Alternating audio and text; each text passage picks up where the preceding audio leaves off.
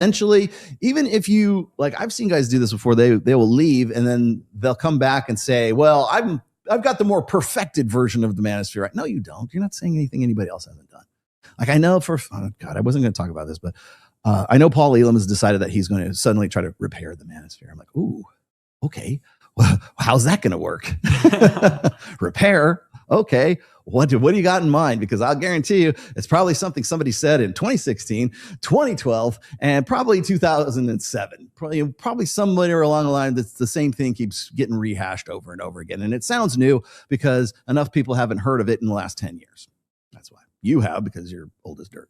So am I. Me too. But well, Rollo, let's find out. Hey, everybody, Paul here, and welcome to Repairing the Manosphere, Episode 1, where I'm talking to the 5% of the 5%. More on that in a little while, but I got to start this thing with some thank yous, some very sincere ones. First, in no particular order, is Shah, who has spent countless hours with me training my technically retarded self to actually operate this equipment, to do a podcast. It was a little bit harder than I thought, but Shah took my hand and walked me through it. Really appreciate that. Going to have him on a little bit later in this podcast. Also, big thanks to Brian Martinez, who has graciously volunteered to produce this show. He's behind the scenes, taking care of comments, making sure I don't have to push any buttons because that could be disastrous. Thank you, guys. Also, thank you to all the supporters that have been out there over the past 20 years almost, as I've done this online activism and talking about men's issues. All the great guys on my YouTube channel, Substack, who constantly remind me that the work is valuable in the comments. You guys are appreciated more than you know. And a big shout out to the guys of XY Crew. You keep me going. You're the reason that I'm doing this. A few other reasons, but without you guys, I would probably be retired by now and just sitting around with nothing to do. So thanks for that. I want to talk a little bit about my history as before we launch into this. I started in the Usenet portion of the internet back in the day, back in around 2006, 20 years ago now, when I first discovered men's mission online, men talking about men's issues. It was a very different atmosphere, very low tech, small groups of men, but it went on for quite some time, and it served a great purpose of educating me, hearing other men's perspectives, that sort of thing. And it morphed into my writing, where I eventually started my first website, put my writing out there. I got the attention of Mike LaSalle, who was the editor of Men's News Daily, which was the big men's website of the day, the high traffic site. It was a more or less a tradcon site. I came in with some different ideas and upset some people, which I'm probably going to do tonight, by the way. But that actually started launching me into getting into a little bit more prominent position. I started A Voice for Men a year after being editor-in-chief at Men's News Daily. And that website certainly got attention. It grew into the largest men's rights website that has ever existed. And it drew a lot of media attention, a lot of media critique. We built on that and built our audience on it. And eventually, back in 2014, we started with the first international conference on men's issues in St. Clair Shores, Michigan. It was originally scheduled for Detroit, but there were death threats phoned into the hotel, and they eventually broke our contract and forced us out. Terrence Popp came in to save the day, and he got us a venue at a local VFW in St. Clair Shores. That brought more media attention. During that time also, my work, my writing, and all the writing at avoiceformen.com caught the attention of a young feminist filmmaker named Cassie J, who came in to film the Red Pill movie. Now, her intention, as I understand it from her, in the beginning was to come in and see who all these misogynists were and film them and getting them to say terrible things on camera so she could make a sort of a hit piece movie that would benefit the feminist movement. But something happened during that time. And I say this with all humility. It was her talking to many people, not me. I mean, Cassie didn't like my tactics back in the day. I don't think she still likes them now. But she had an open mind and she started listening to people. And the Red Pill movie came to be what it was, which was a feminist ultimately rejecting feminism because she heard the other side of the story and she had enough sense and enough compassion to tell the truth. And I got to send out a kudo to Cassie J for that movie. And it's been a good thing since there. I mean, I've done nearly 700 videos on my YouTube channel, got some subscribers. Eventually, and I said this in the promotional announcement, I eventually sort of burned out on writing all these scripts and ultimately saying the same thing over again, over and over again. It became tedious and I backed off of it for a few years. It was a break that I absolutely needed. And like I said, at the time, I didn't really feel like I had anything significant to say that I hadn't already said 500 times and that a lot of other people hadn't already said many, many times. But I think there's something to talk about now. Part of this backstory to what I did, I don't want to forget this part. I was labeled, or A Voice for Men was labeled a hate group by the SPLC. And it actually put me in some pretty good company. There are Moms for Liberty, a bunch of other conservative organizations are on that list that have no business being there. I didn't have any business being there, but nonetheless, this is the politics of the day. And they wanted to sort of stick a little knife in my back. Well, after the Red Pill movie came out and it was revealed that they really backed off of that and disowned the guy or didn't disown, but disowned what he said about me being on a hate list and saying that it wasn't true.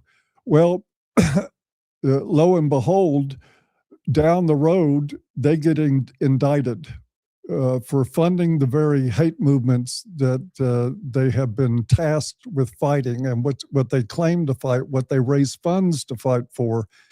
And I've heard through the grapevine, I don't know if it's true, that there is probably individual criminal indictments coming down on members of the SPLC. Guys, between that and the Red Pill movie, the amount of schadenfreude is just almost unbearable, but I think I'll try to keep it. That's enough about my history. I want to say a couple of things about this podcast that's coming up here. One, full disclosure, I am a Christian male. I have Christian beliefs. I do call all men to Christ. But that said, I want to make it clear that I don't see this as a Christian podcast. I feel called by God to do what I do, but it's not to preach the gospel. It's to talk to men. And so I'm going to be doing that full force for this podcast. I hope that men of all faiths and men of no faith find it entertaining and find something worthwhile in it. But that is going to shape some of the perspective. And I will have other Christian guests on here, as well as people from other walks of life. We'll be using some scriptural references sometimes. I'm sure we'll explore that. But it's not to proselytize. It is simply to pull out some of the wisdom that's in the Bible and the structure that's in the Bible and compare it to what's actually going on today, which is not that good. With that, I think we'll go ahead and get started. I need to pull up a little PowerPoint presentation for you guys, and we'll get this going.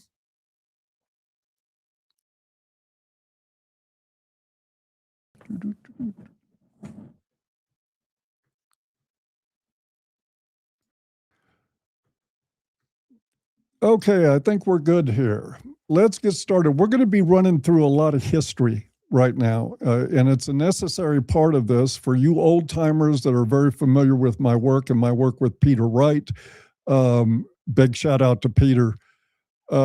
This is going to be a repetition for you. I hope you can bear with it, with that. But laying the groundwork here for what this podcast about, it's really important to go over it. And so we're going to start out with the idea that everyone lives by a mythology. The question is whether yours serves reality or enslaves you. And that's part of the premise of what I'm talking about. I think that as men, we're living under a mythology that does enslave us and has enslaved us for a long time. And it's time to change that. It's time for a new mythology. And by the way, mythologies aren't always factual in every aspect of them. Most of them have flaws. This one will have flaws too. But I think as a general template that most people will agree that it's a much better mythology than we're living by currently. I want to start out with that, with this illustration right here. Romantic chivalry is the template that we live by. It's the mythology that women are superior, that they're elevated above men. We even have come to believe that moral purity flows through women, that their approval, their pat on the head for men, their pat on the back, the good boy sort of mentality stems from the code of ethics of romantic chivalry. And we have to keep in mind that this wasn't even a thing. Romance, there was infatuation, there was sexual lust, there was craziness around women throughout history. There's no doubt about that. But an ethical code of elevating women in importance and in value above men. And what do you hear in the Manosphere today? You hear that women are born with value, men have to earn value. That wasn't a thing until about the 12th century. It did not exist. People pair bonded as a business arrangement, as part of growing a family or bringing two families together that serve their interests in ways, serving their community, and even serving their God was the basis of forming marriages and relationships.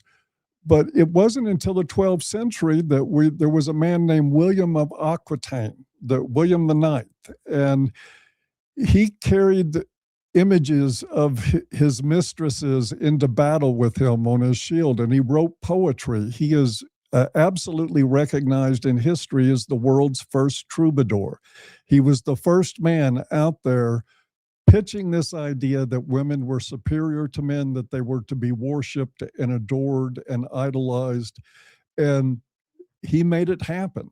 And he also made it happen through his daughter and his granddaughter. His daughter Eleanor, of Aquitaine, who later became Queen of England and of France, carried on his tradition. And this is my guess here. I don't think I have any proof of it, but it seems to me William he was like the OG PUA, total womanizer, on a rampage all the time with women. Look at him sort of like Mystery's 15th great-grandfather. He was the OG of all of this. And through his daughter and his granddaughter, Marie de Champagne, they spread this ethic around through troubadours, through poets, through musicians, through culture. I think Eleanor looked at the simping of her father and saw power in that. The way he bowed to women, the way he elevated them in importance. I think that was right on display in front of her in her life, and she caught on to it. Eleanor, by the way, was a very astute person politically. She practiced political power that was very uncommon for women in her day. She formed alliances and brought communities together and did things, was actually quite accomplished.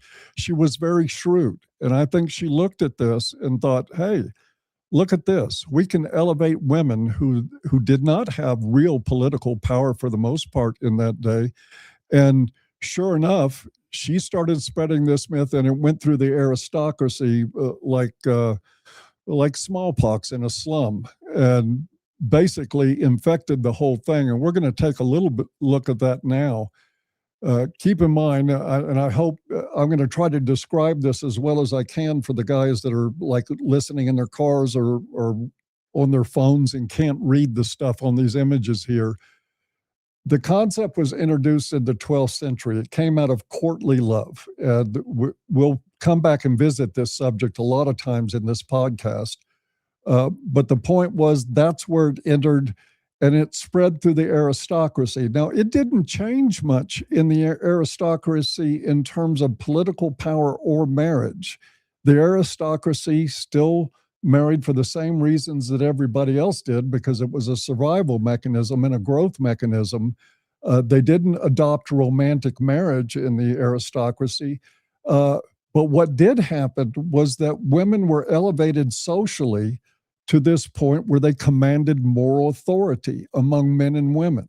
They became the arbiters of what a good man was, what a decent man was, and what a bad man was. And they exercised that power for the first time, as far as we know, throughout human history. That was the first time women had that sort of power. And this went on in the aristocracy for about 500 years, where it was a cultural phenomena to embrace gynocentrism, to embrace romantic chivalry, and to elevate women in status through that mechanism. But it only went as far up to the wall of political power and up to the wall of marriage. Well, that goes on, like I said, for about half a millennia. And then in the late 18th, early 19th centuries, something happened called the Industrial Revolution.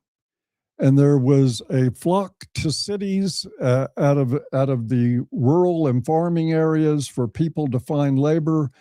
And all of a sudden, we had an amazing rise of individualism.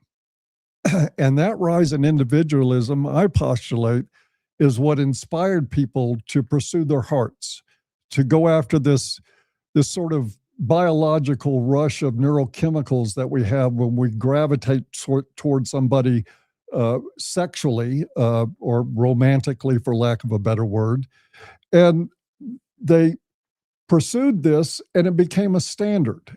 So again, introduced in the 12th century, went in sort of a mode in the background for about 500 years, and then that ethic emerged as a reason for pair bonding. And we've gone downhill ever since. It's only taken romance, I think, about 150 to 175 years to destroy the institution of marriage, and eventually to destroy relationships between men and women. And there's some really good reasons for that. Let's go on to this next one, and this is, again, going to be part of our new mythology.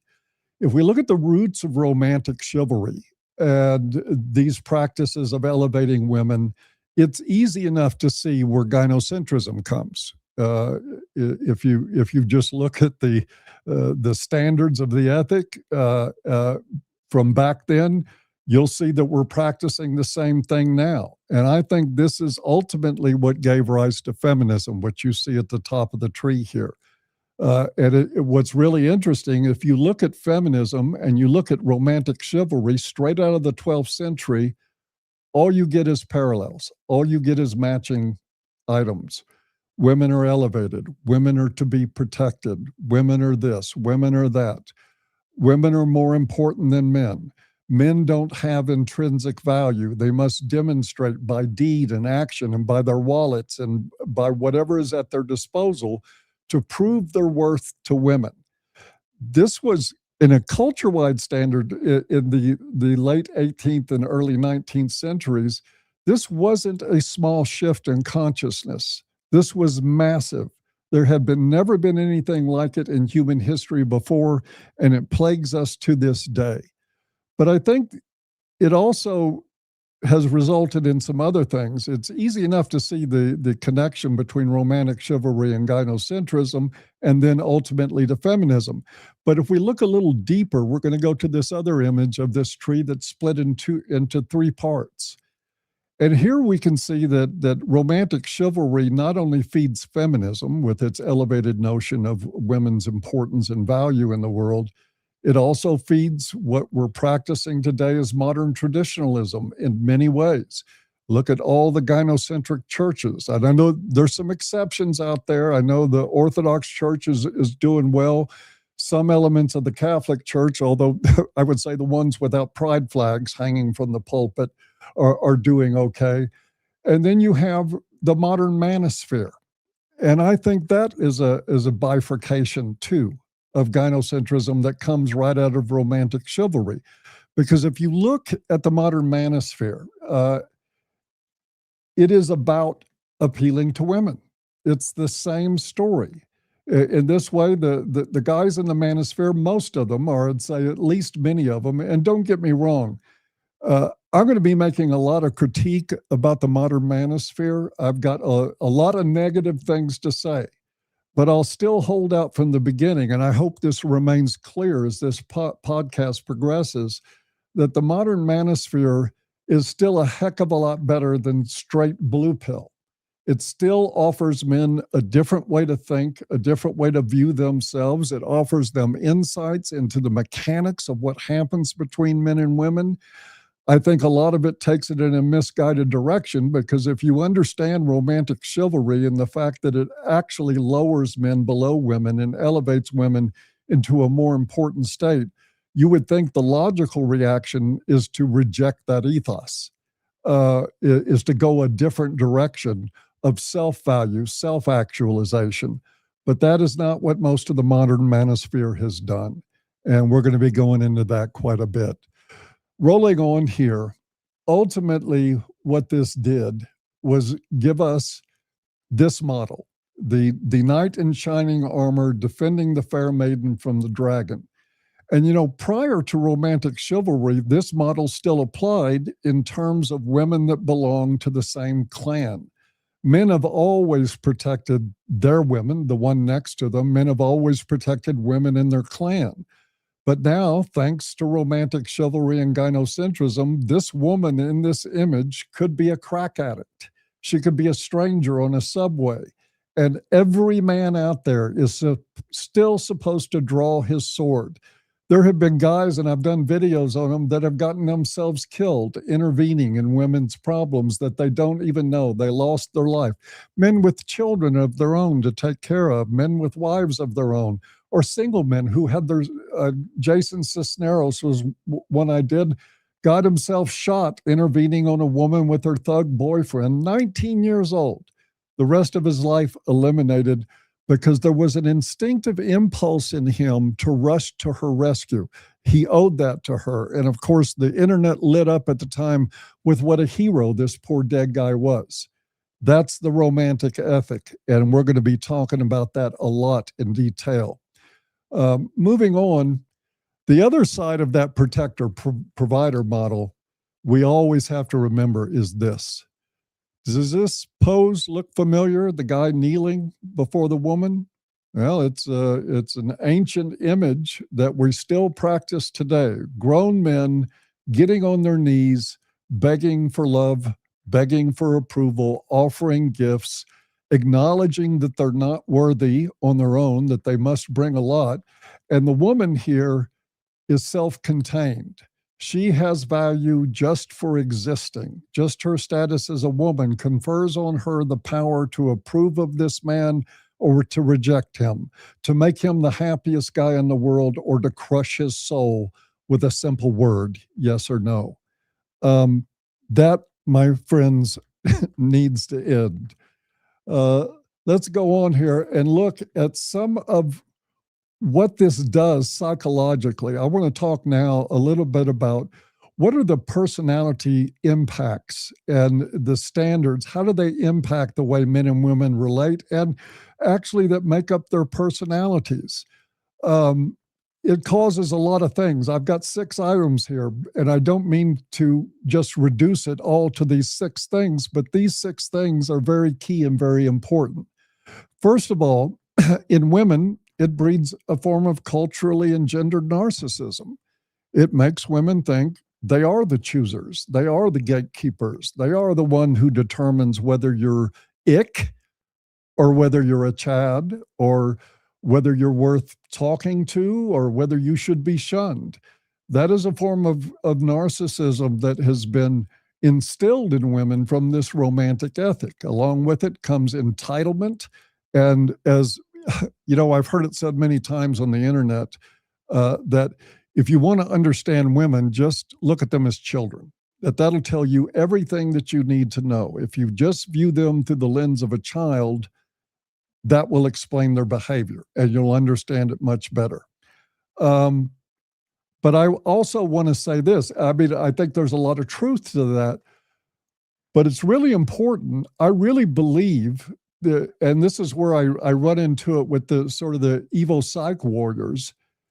This isn't female nature, it's human nature.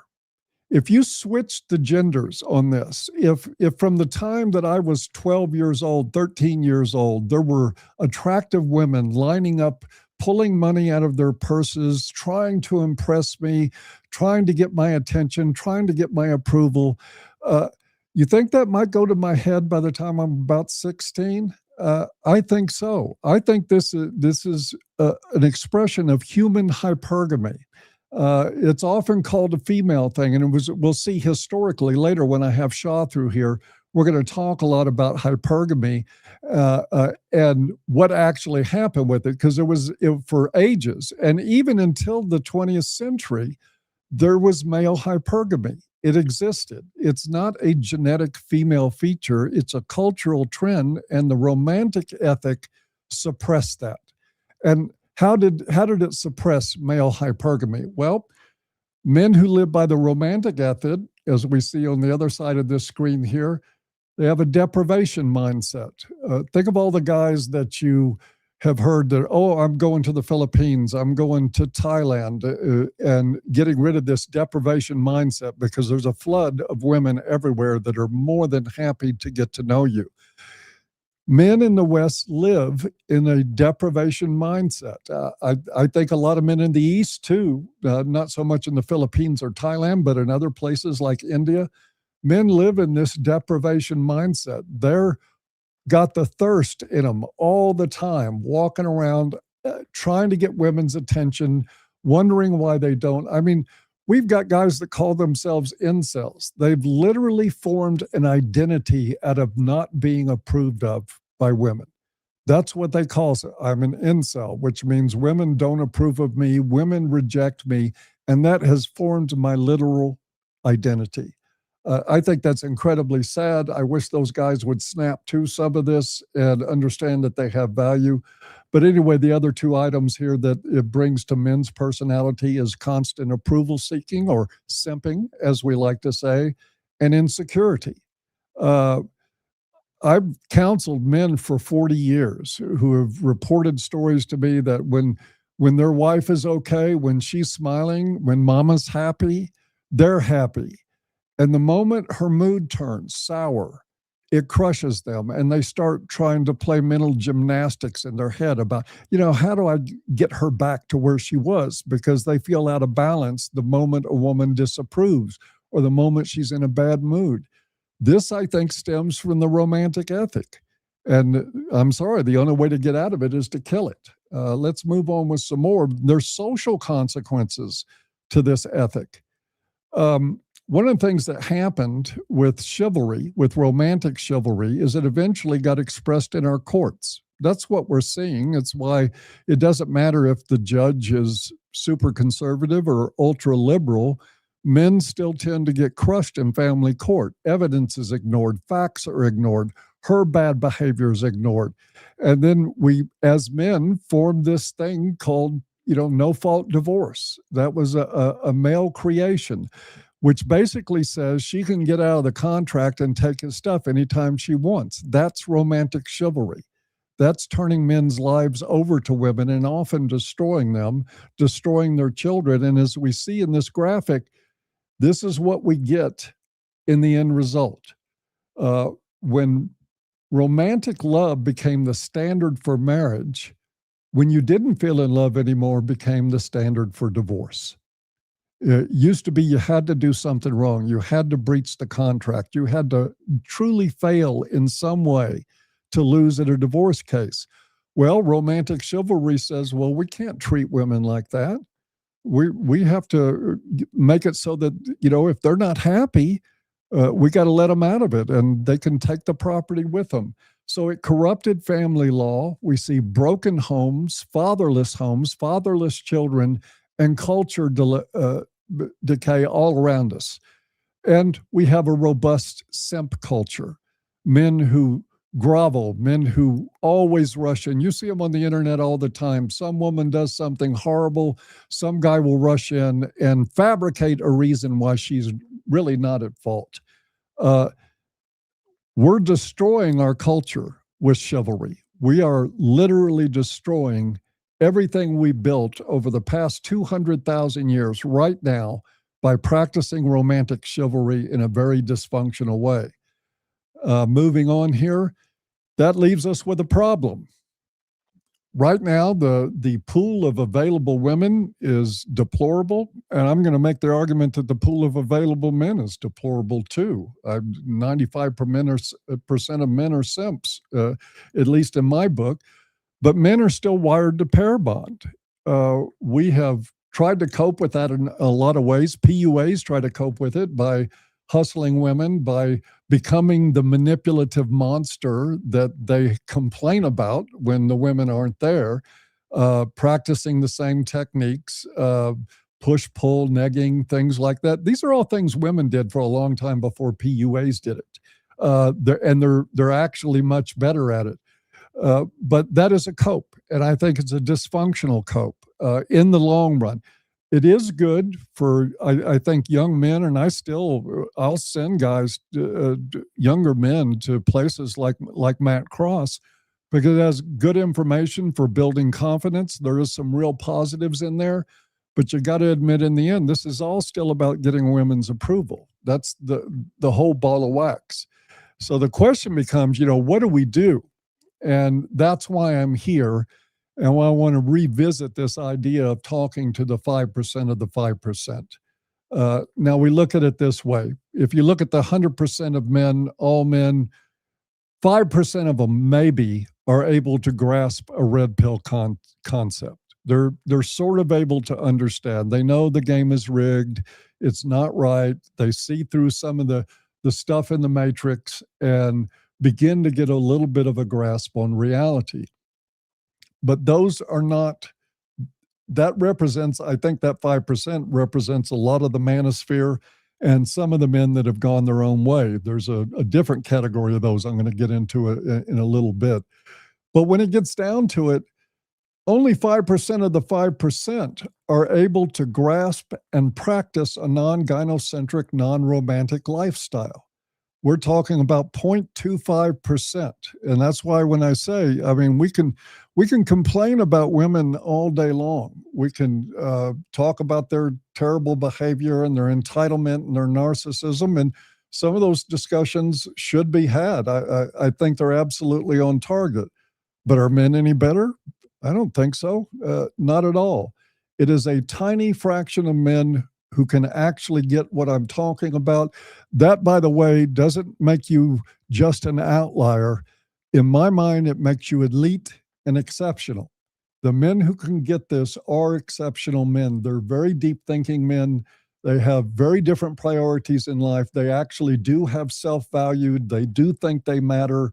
And they think they matter more than impressing some woman somewhere. And I got to give them kudos for that. That's who this podcast is for. And what that means is a very small audience. And I'm okay with that. I'm not going to have Rollo's audience. I'm not going to have the audience of Andrew Wilson or any of the big time PUAs. That's not going to happen because we're not going to be practicing gynocentrism here. We're not going to be trying to angle to how do we react to women in a way to get them to approve of us. We're going to talk about men claiming autonomy, agency, and accountability in their own lives and going forward from there. And that is going to be a small group of people. I'm totally fine with that. I hope you are too. Moving on, there are some obstacles to reaching men about this. And there are obstacles to reaching men in the manosphere about this, guys who have gotten some of the concept. I think one of the biggest underlying problems is the Evo Psych warriors. And what we have here, it's actually kind of comical, I think, when you really think about it.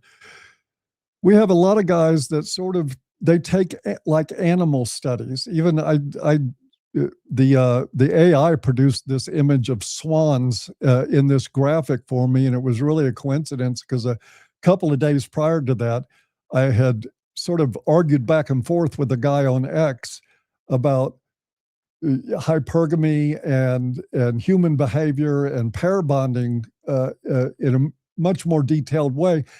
And his reliance was a study on swans tells you everything you need to know about monogamy in humans. And this is what the Evo Psych warriors, I tend to call them Evo Psych tards sometimes when I'm feeling a little bit snippy. But this is what they do. They take non-human studies, general Evo Psych theories that have never been proven whatsoever, and apply it over to the human experience. And they say, well, this is the way it is. It's just so. And I don't know who came up with the term just so science. I think maybe it was Peter Wright, so he may deserve another shout out for this. But this is what we're getting from them. They are stamping out, there's 7 billion people on the planet with 10 million different kinds of personalities and lived experiences that shape their personalities and who they are. And the Evo Psych people say, here, I'm going to take this baboon study. That's going to tell you everything you need to know about humans and about women and call it a day because it's just so. It's just not so, actually. There is countless flaws in this approach. We're going to be talking about some of those coming up in here too. But now we got to move on. Wright's axiom. I'm going to be introducing these cards from Peter Wright, probably in every episode of this.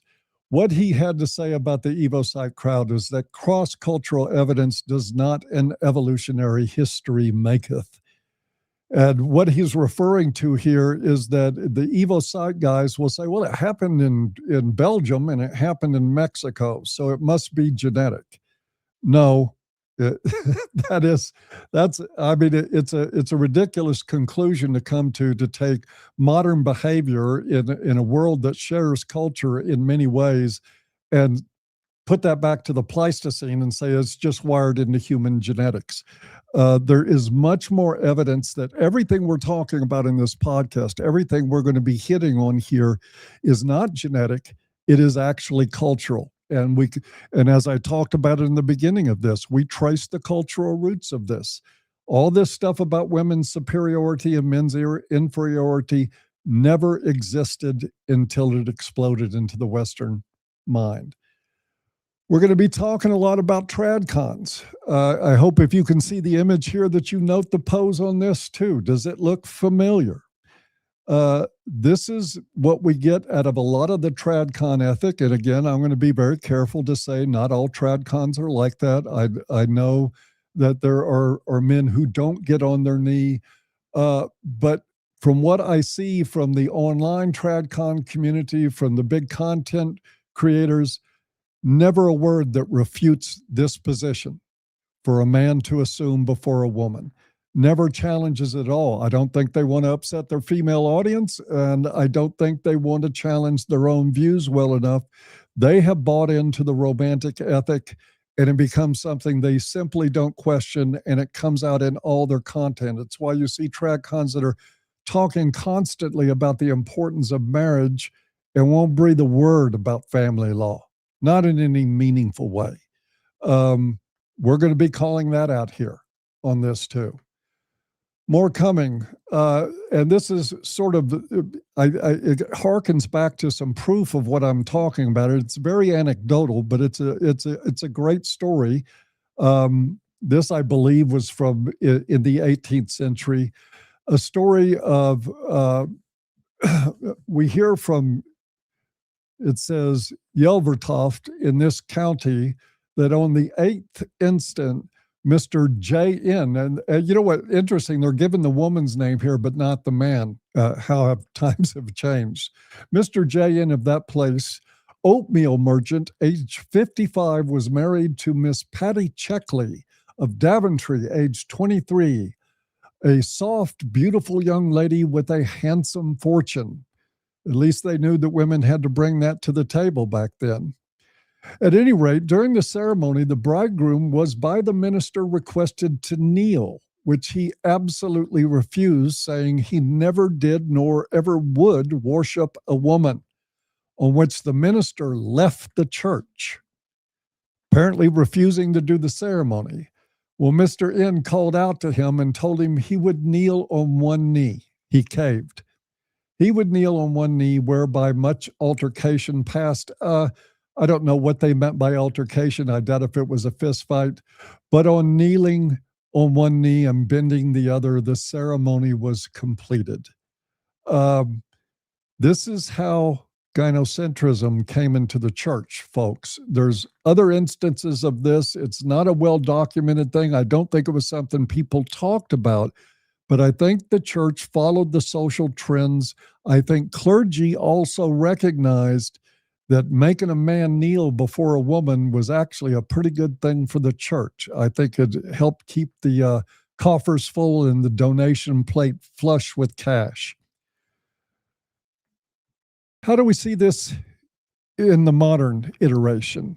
One person, and by the way, I'm not picking on Charlie Kirk here. I admired the man. He's a guy that died for what he believed in.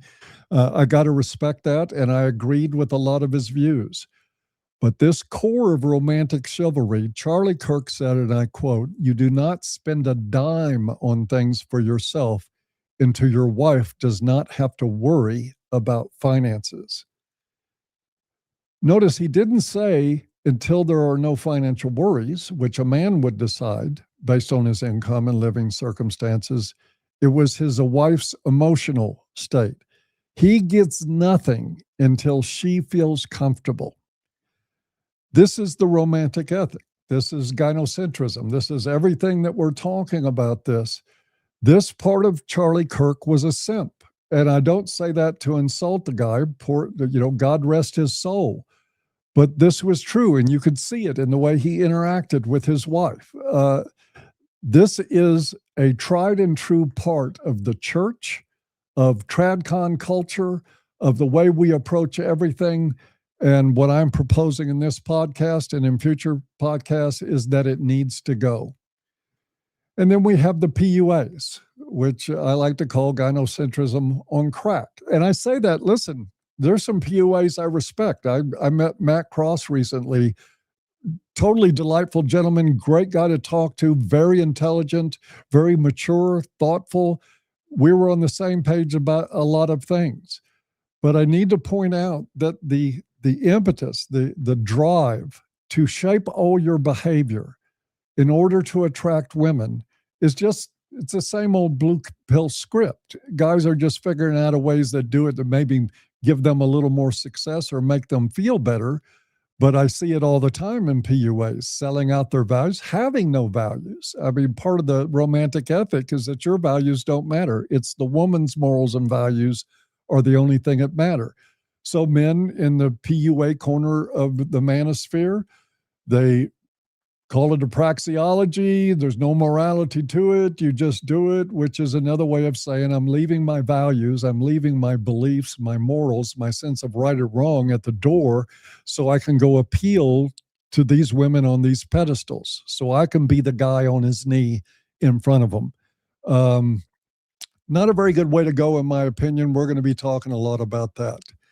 And this all boils down to one thing in particular. And to do this, I'm going to refer back to a cartoon that I saw the first time I was about 11 or 12 years old on the back of a comic book.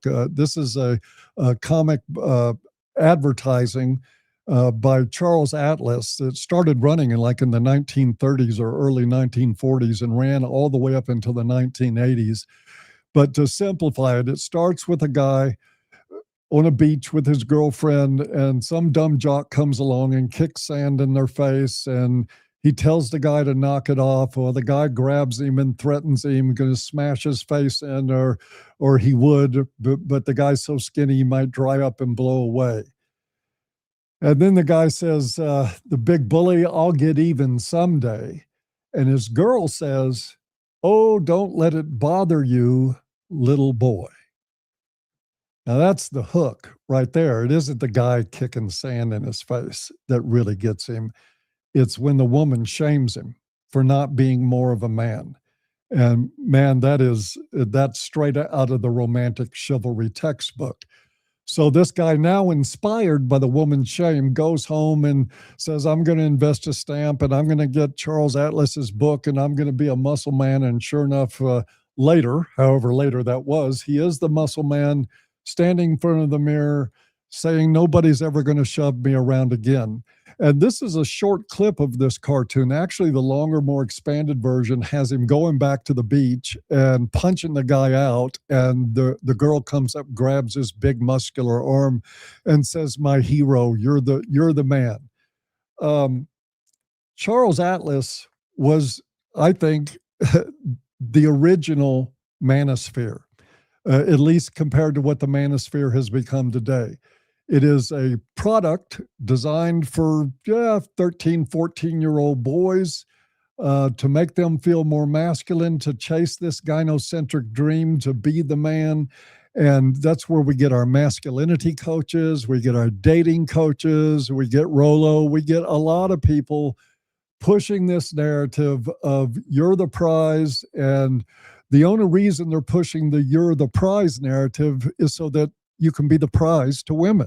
It's not the prize to yourself. It's not self-direction. It's not autonomy. It's not agency of any kind. It's subservience to the woman standard. And that's what the Manosphere has become. And we're going to click out of that right now in just a minute.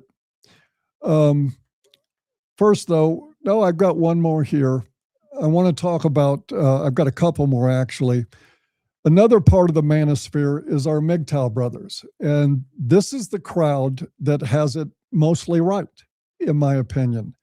These guys said, screw this, not doing it, not doing any of it. I'd rather walk off, have my own life, my own dignity, not live on my knees, not live with the burden of taking care of some overgrown child and facilitating her narcissism. I'm just not going to do it. I'm going to go my own way. Of all the elements of the Manosphere that I've talked about, this has been the healthiest response of all. It doesn't account for everything, which I'm going to get to in a minute, but I do have to give a big shout out to the MGTOW brothers. They're learning an appropriate, all of this stuff is coping. I mean, you can call anything you do a coping mechanism, but you know what? Healthy coping, functional coping is an asset. If you can cope in a healthy, functional way, you're winning the game. It's the dysfunctional coping. It's telling yourself that you're breaking free of the gynocentric mold when you're actually practicing it that tends to backfire on people. And it tends, especially for the PUAs, they end up screening in dysfunction in women. Their manipulative techniques work quite well on borderlines. They work on emotionally dysregulated women.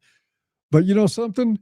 Actual healthy women, actual women with boundaries and self-respect and who might actually make a suitable pair bond, they spot that kind of manipulation from a mile off and they don't have anything to do with it. It's an easy calculation.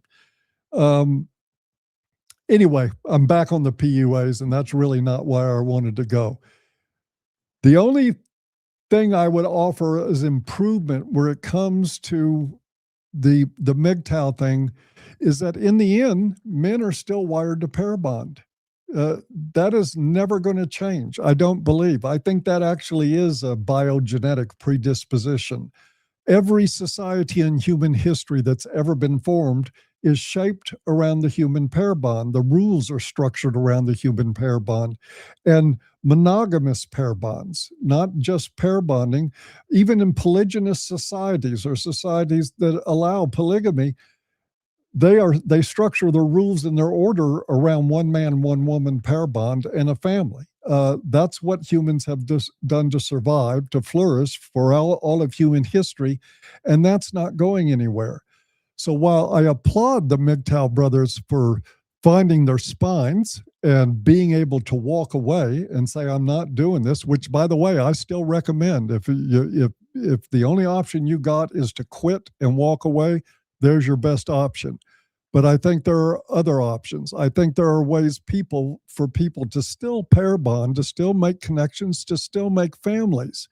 Um, and I think sometimes the guys in MGTOW miss that. Or another possibility, because I could be entirely wrong, is that guys do recognize that who are MGTOW, and they've just decided that it's not worth the effort. It's not worth all the screening. It's not worth all the behavior modification that you'll probably have to do to deal with a woman in a pair bonded relationship in 2026. Some of those guys have looked at it and said, yeah, I could do it, but I don't want to bother. You won't get me to argue with them. Certainly not judge them, not in any way. And I really believe that there is an answer, though, and it starts with healthy pair bonding, and it's starting with standards. One of the things that the romantic ethic does, and we see it quite clearly played out in society today, is that women are the one that hold the standards. This is what we've accepted as some sort of rational way to do business. That women decide who's got good character, who's got virtue, whose values are right, who's got the emotional maturity, who's got the compatibility. They take all that into account, and it's as though they're the sole arbiters of this. I think the 5% of the 5% are the guys that can take that back, who can reject romantic chivalry, can stop seeking approval, and to actually screen women with discipline and with standards, who have enough self-value, enough investment in their own lives that they're not just going to accept the first pretty girl that accepts them. But that's what men do most of the time. They seek to be accepted. They don't seek to screen. They don't seek to determine what's a woman's moral character.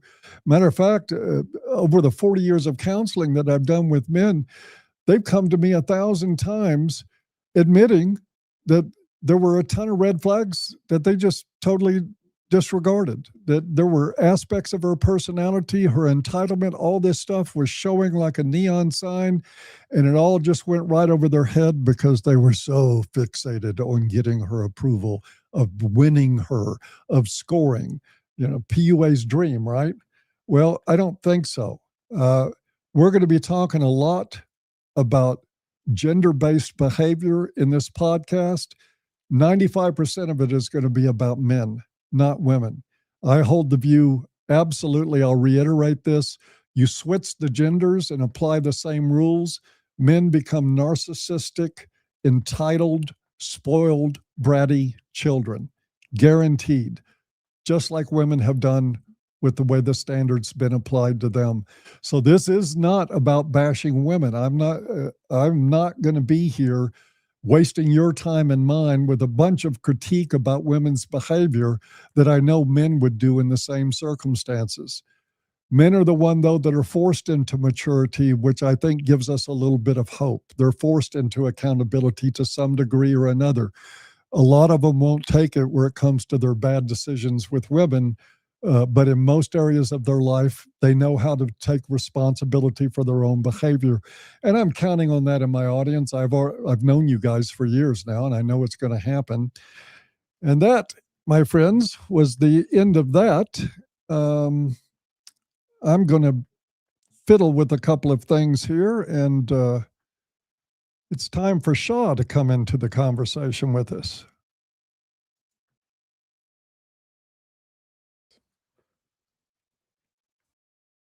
It's time for Shaw to come into the conversation. Apologies. I couldn't see myself on the screen.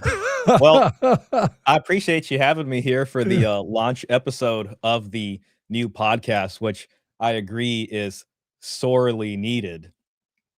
And one of the things, listening to your presentation here is this idea of the romantic ethos and how almost, diametrically opposed it is to what was there prior, not, for thousands of years, which was this dowry system that was very prevalent in the West and pretty much found anywhere that you see monogamous societies. And my goal and what I'm trying to push here and what I've noticed is missing in the space is this dowry ethic. which should be used to combat and push back against this romantic ethic. And what I've seen throughout my research, pretty much excavating all this stuff, is that the changeover from what's essentially the arranged marriage, or, marriages of reason, as they called them, to the love match is this idea of chivalry, this romantic ethos taking over into the mainstream. So, you'd mentioned that it was becoming a thing around the 12th century, and it was a thing amongst a minority of people. It was kind of, the inception was there, and it had stuck around a bit as, these nobles and noble women especially were pushing it. But then as we got the advent, of the printing press, and especially as we started to hit industrialization and modernization in places like, England, and the US, you started to see this really take over and completely change the culture. What you showed earlier with that, it was that newspaper clipping that was from the late 1700s, and it was, with the man, basically the church kind of acting as this vehicle for gynocentrism to enter. That really is the changeover period, especially for England. For the rest of continental Europe, much later. But you see all the pieces in there. There's the bending the knee. That's the entrance of the gynocentrism and the taking over the romantic ethos in the church. But the woman still has her marriage portion, and they still have some mind to that. So the dowry is in there. Then when you fast forward, you start to see this changeover of it suddenly becoming ungallant or not chivalrous for a man in England to ask for a dowry or expect a woman to have a dowry. They should be proud about marrying a penniless woman. And this is completely brought on by something that's new and becoming popular, which is the romantic ethos. This isn't something that is the way nature designed us. What it really is a co-opting and a hijacking of biological systems, and it's almost like a drug that causes those to fire in a way that's unnatural. Not sure if Brian can pull this up, but I have a couple of newspaper articles that I wanted to read that shows this changeover. Because the one you cited earlier is from 1700, and then you can see by the time we hit 1900, they don't even remember dang near what their system is like, except when they look over to continental Europe and see what they're doing. Brian, if you can pull up the Daily Mirror, which is Saturday, November 3rd, 1923. It's an article titled Dowries for Girls. And yeah, that's in the folder there with Paul. No worries. Take your time. We'll just keep chatting and just give me a cue once it's up, because I don't have the stream open. I've just sort of wanted to take this opportunity to, sort of address Rollo's challenge about what's new. I've been at this actually quite a bit longer than Rollo. And until the last year, I never heard any talk about dowry. I didn't hear much talk at all about women having the expectation to bring material value to a pair bond. That's a fantastic point. I mean, well, see, I appreciated that you put modern Manosphere up on that image of the tree there. And the reason for that is I do think they have pushed the furthest. And I think they've understood that there's something deeply wrong, especially when they're on one end of the romantic ethic. But I think they've hit a certain point and they don't know where to go from there. So I agree. So for them, it's just like they're kind of stuck with maxims like, you mentioned it earlier, like women are born with their value, men have to bring their value. The big one that's notable for me is that only, women are hypergamous. Yes. And that it's not something that you've ever seen on the other side. And I'm just inundated with sources that have that point to male hypergamy. Maybe we can bring up some of those later. But what I have seen very clearly is that men were just as hypergamous as women. And this is almost essential for a functioning monogamous society that creates a positive assortative matching system. Just to get to the changeover here real quick, then we can get back, because I think Brian has this on screen. Yeah, he does. I just wanted to address, in case anybody's wondering, because I think people make the mistake of wanting to say that the romantic thing is something that goes back with us all the way into evolutionary history. And I think even the Evo psych people will try to find justification for this when really they're skipping over so much human history. And they don't understand this is relatively new, even the last few hundred years. So this is we're fast forwarding from the guy being told at church to bend the knee. And he's just like, what the heck is this? Because he's not gynocentric. He's like, I'm not going to worship a woman.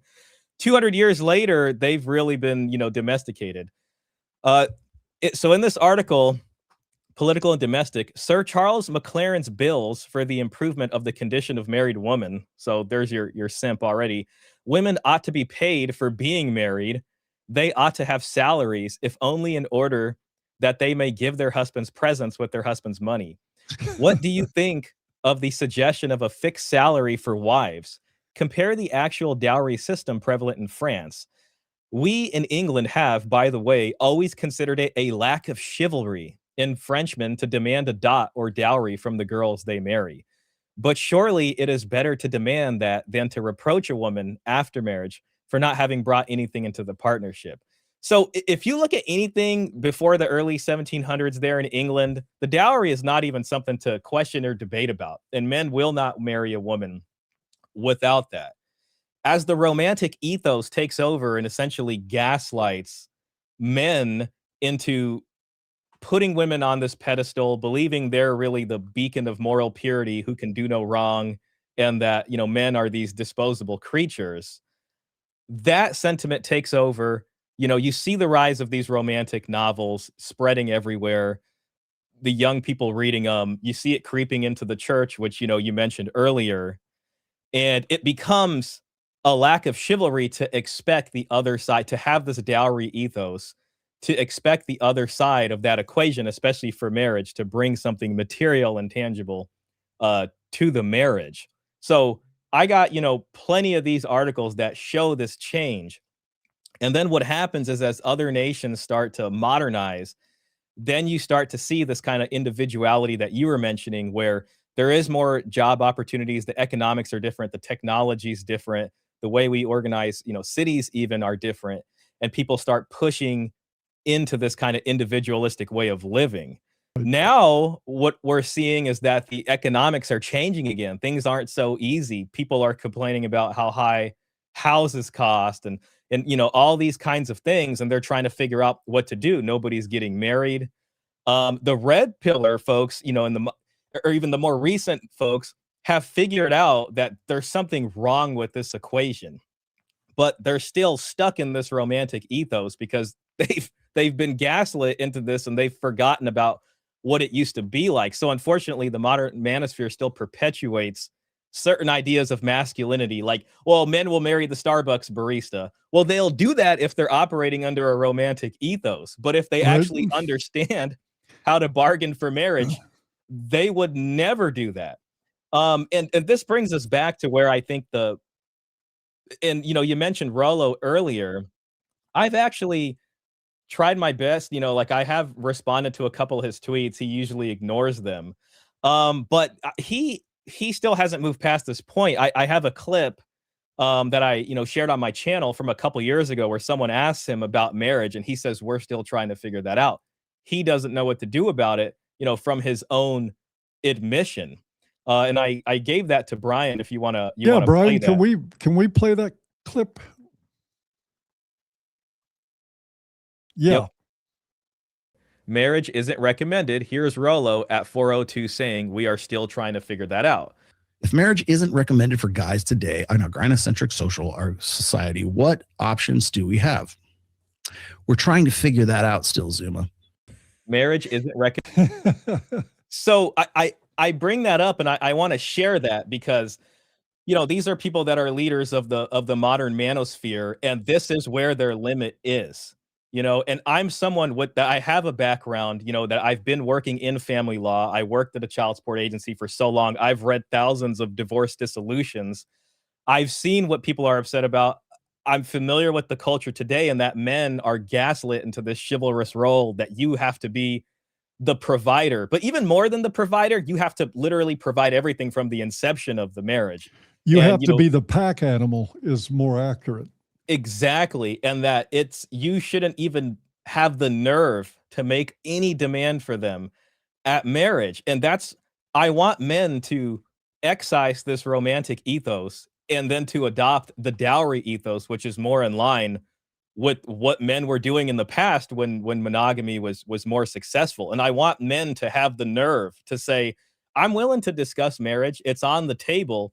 Here's what I require in order to match my livelihood. How much have you Yeah, I saved for think it's marriage? important to point out that, at least as I interpret what Shaw is saying, is that we're not necessarily talking about a return to dowry as it was practiced 200-300 years ago, but it's embracing the notion that women must bring some sort of material value to a marriage, that you can't just show up and say, what do I bring? Me. You don't get to do that with the right kind of man. Men will have standards that, look, you've got to be financially stable. Yes, I want to see your credit score. I want to know what you have in savings. I want to know if we buy a home, what you can contribute to it. I want to know all kinds of things about you.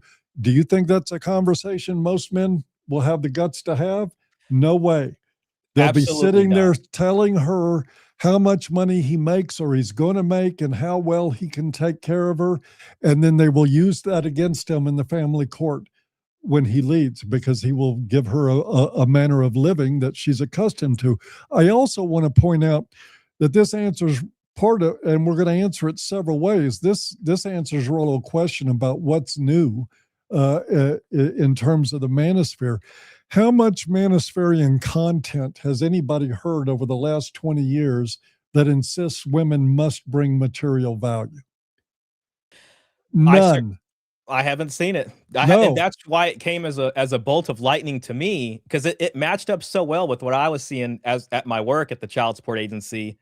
And I was like, what would make a marriage worth it, for men? And then when I saw how men negotiated marriage in the past, I was like, oh, wow, why is this completely missing? And that's where it dovetails nicely into what you're explaining about the rise of the romantic ethos, which unfortunately the Evo psych people seem to want to project, way back and say, well, things were always like this, the men were just disposable, this and that. And this is where it stops making sense to me and where I know they've hit a wall and they're struggling to get past. Well, they can't even get their heads around hypergamy correctly. I mean, the fact is that this is a dual hypergamous species. Exactly. We all seek to better deal ourselves, and that used to be codified for most of human history. Women had to bring value, men had to bring value, because it was a matter of survival. It wasn't a matter of fulfilling your heart. Families formed to survive. So you had to have people with assets, with their sleeves rolled up, ready to work. That was most of human history. But the Evo psych people have said, no, female hypergamy alone, the one-way hypergamy is the deal. It's always been that way in the human species. They couldn't be more wrong if they tried.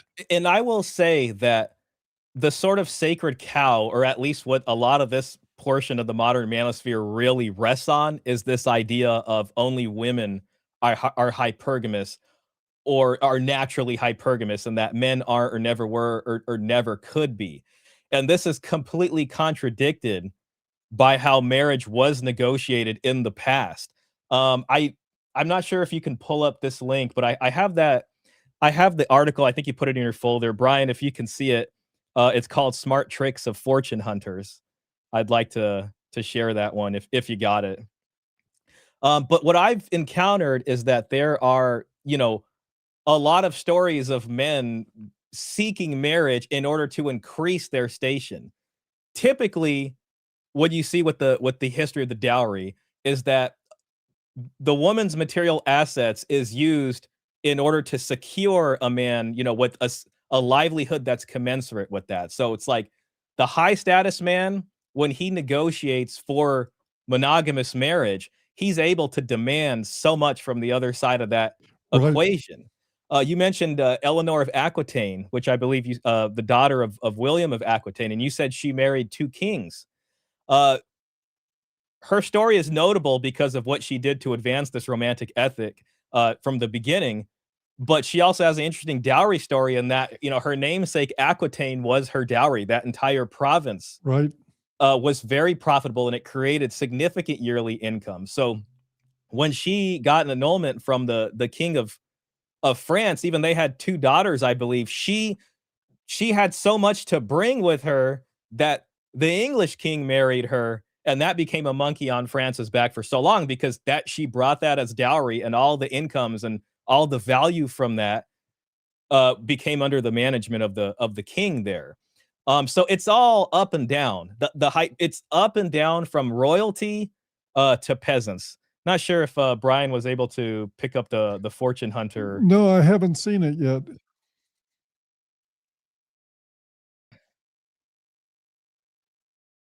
Might not have been put in the zip file because I sent it to you a little bit later, Paul. If not, that's okay. We can still bring up the snip.jpg. That's the Greek dowries under criticism. If you want to pull that one up. Yeah, Perfect. that's a good one. Yeah, so I won't, bog everything down by reading everything, but I'm just going to read a few parts to this. And this was in the Citizen Auburn, Wednesday, May 19th, 1976. So the interesting thing about Greece is that they're one of the oldest places practicing dowry. So we have ancient marriage contracts from ancient Athens, amazing dowry stories there. And they kept that all the way down up until about the late 80s when they finally, abolished it there. This was written in the late 70s, and that's when they were having a lot of these debates about, should this be gone or not from the legal codes. But if you look down here at the bottom, it says the dowry, or troika in Greek, is centuries old. It takes the form of money, real estate, or any material gift to the bride by her parents upon marriage. The belief has been that the higher the value of the dowry, the better husband it will attract. This goes into the bargaining. Consequently, it has often become an object of bargaining by potential bridegrooms, known here as proikoteris, or dowry hunters. And this is basically showing how important this was. Yeah, exactly. That's male hypergamy on the other end. Yep. And these are people that are trying to get the highest dowry that they can, even if they're not exactly commensurate with that level. And however I almost kind of look at them as like a kind of proto PUA. Unfortunately, I can't bring the other article up. But it's like they're using almost these tactics it's like, how do I kind of seduce this richer family or this woman to want to marry me, and then so they can partake in that. And just to further emphasize how this is up and down the spectrum, this isn't just for the rich, this is everybody. Brian, if you can bring up Hampshire Advertiser, Saturday 13th April 1907. This one I actually left in a reply to Rollo. Maybe we can bring up that tweet after this. Yeah, I love this. But this is early 1900s, and this is an article, and it's about English women that are talking about sort of the marriage, market then. And it says British girls often complain that men don't rush very willingly into marriage nowadays. But few of these girls remember that ours is the only country in the world where men do not have to be bribed by means of the dowry to take a bride at all. So keep in mind, this is early 1900s. The article you showed us earlier in your presentation, that's late 1700s, yep. And they're still doing dowries back then. The girls of the continent in the very lowest classes of life must bring a little nest egg of money or goods to the groom, or remain spinsters all their lives. So it's not like this. There's not this gynocentric romantic ethos things where the women are born with their value. It's like, no, if you literally have nothing, prepare to be an old maid. Even in Iceland, the peasant girl, however lonely and attractive, must contribute a few pigs, a flock of geese, or a small poultry farm to her sweetheart's resources, or she will have to join the ranks of the old maids. A poor peasant woman of Germany who earned but 7 shillings a week managed through her lifetime of toil and self-denial to save enough to present each of her 3 daughters and 20 pounds clear after paying for the entire stock of linen and all the furniture for each bride. For the German husband would not dream of marrying a girl whose parents failed to furnish the house throughout and stock it with linen sufficient for some 20 years' wear. And I'm showing this because I want to show you into the mind of that man. before the romantic ethos came in and hijacked things. Like the normal biology, if you want to make it to a biology thing, is this what we're looking at. It's that mindset. It's this dowry ethos, especially for monogamous societies. The Evo psych people, unfortunately, they want to find stuff that just says it was only ever women who were hypergamous. They want to skip, 2,000 years of human monogamous civilization and go back into, this even beyond antiquity to try to explain these things. Brian, if you don't mind pulling up that response to Rollo that I put on Twitter, if you can, that'd be great. Yeah, if you could scroll up just for a second so we can see his. So this was a response that he gave, and I think it happened from a tweet that It's Complicated had posted. And he asked a question, but if you can just go down to Rollo's, just going to read that. And Rollo says, what spending would not be considered in the pursuit of status, attraction, or romantic intention? If simping is an unequal exchange of value, what could possibly be considered an equal exchange of value? By this logic, wouldn't every man on earth be a simp in this respect?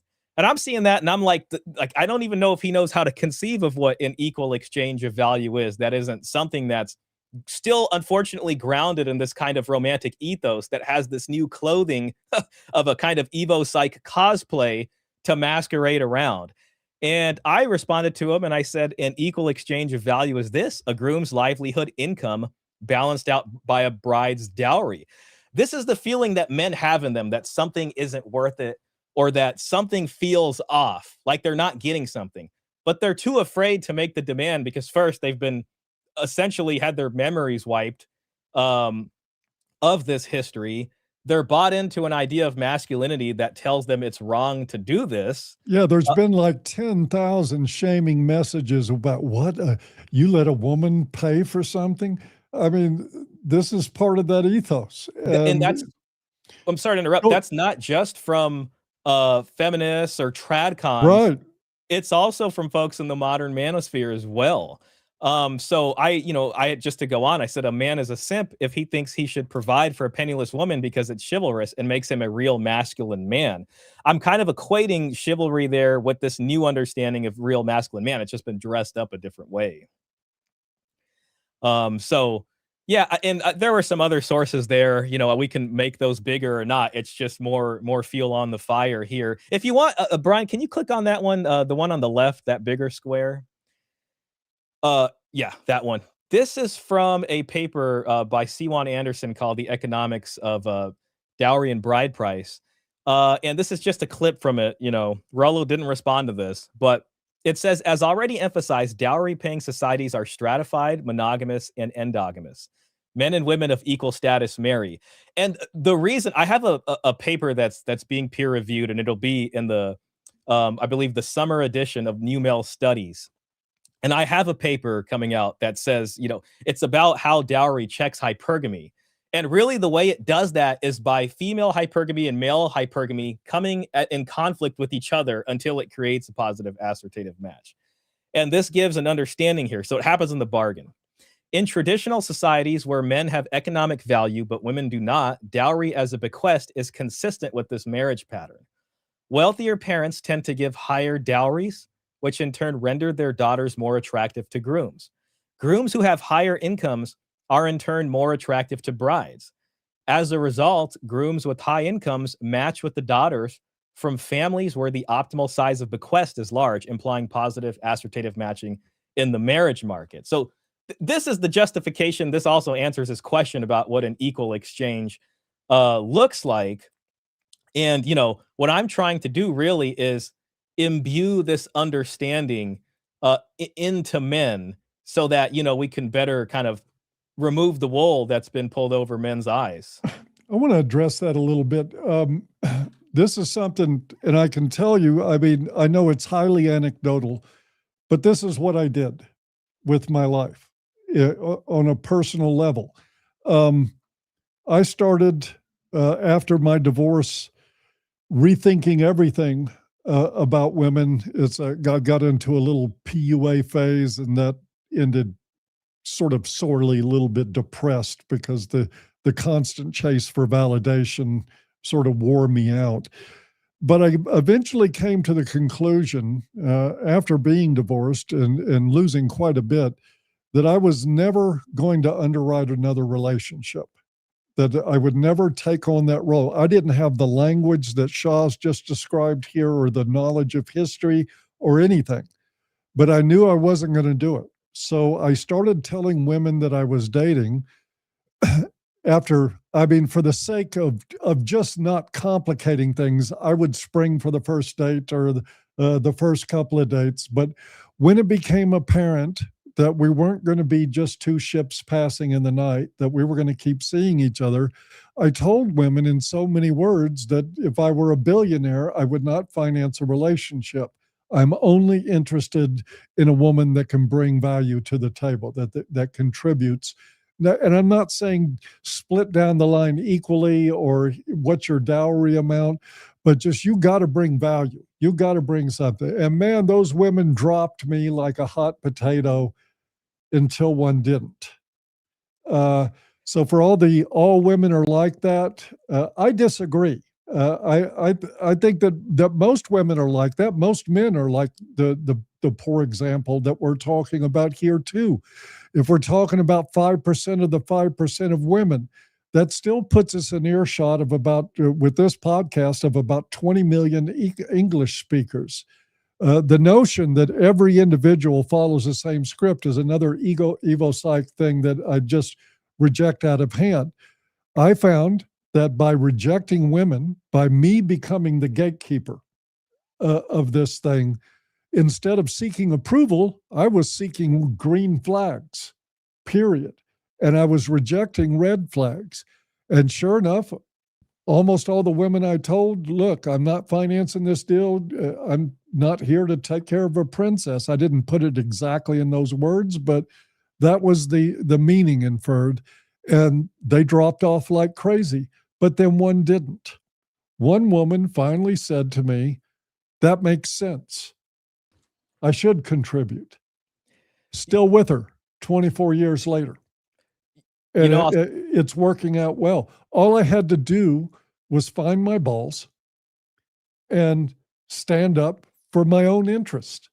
And this is what the romantic ethic conditions men to not do. We are literally conditioned to sacrifice our own interest in order to advance getting approval from women or from being loved, whatever that means in the first 2 weeks of meeting somebody. That's what we're conditioned to do. The values have to go. The principles have to go. So what if I can't pay my light bill? I need to pay for this date or she won't spend time with me. That's how men think. That's how men approach this stuff. And that's exactly, I think, what Shaw and I both are talking about putting an end to.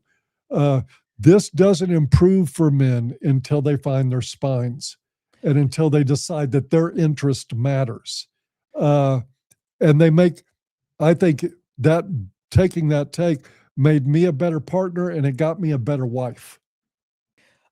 I will also say, Paul, what else this reminds me of, the first clip, or I think the second clip that we showed of Rollo saying he doesn't, they don't know what to do about marriage. They're figuring that out. If you look at the frame on that first video, what got me in that conversation with them was that I had said that, the modern manosphere, the sort of red pillars as we know them today are good, or the PUA ethos, you can say, they're good at helping men get short-term engagements. Yep. But not long-term. And that's where they wanted to push back on me and say, well, what are you talking about? Like, this works for married guys, but actually not really. No, it doesn't. At best, you can engage in a hypergamous bargain and then do your best to be, a dancing PUA artist to try to keep the beast at bay and hope that your skills are good enough that they don't leave. But that isn't a long-term solution. And we have plenty of examples of that not working. And even in the history, as people start to change over from dowry to a romantic love match, it's in a lot of the sources that they start seeing people start to fight. The marriages are very unhappy. They don't have a pair bond. It's like you said, it's not selecting for people on either side of that equation that would be good for a pair bond at all. I mean, what you're doing you know, if it's like a male PUA ethos, you're just kind of reversing the romantic polarity. You're like, okay, I don't want to be on the other end of that. How do I best reverse this so that they're super into me, and then, you know, inevitably it doesn't form into a long-term pair bond, and then guys, either they get gored because they're out there playing with the bulls for too long until something finally happens, whether it's them talking to me at the child support office, you know, unplanned pregnancy, these kinds of things, or God forbid worse. And so where they're leading men is right up to that wall, and then beyond that, they don't know what to do, as admitted by Rollo. My And so point that's where they're exactly. still mired in the romantic ethic. And, you know, if Rollo is still questioning what on earth could be new, you know, it may be because he doesn't see the problem very well. It may be that he really doesn't. I mean, a lot of his stuff is based on EvoPsych, which is really junk science. It's suppositions that aren't proven.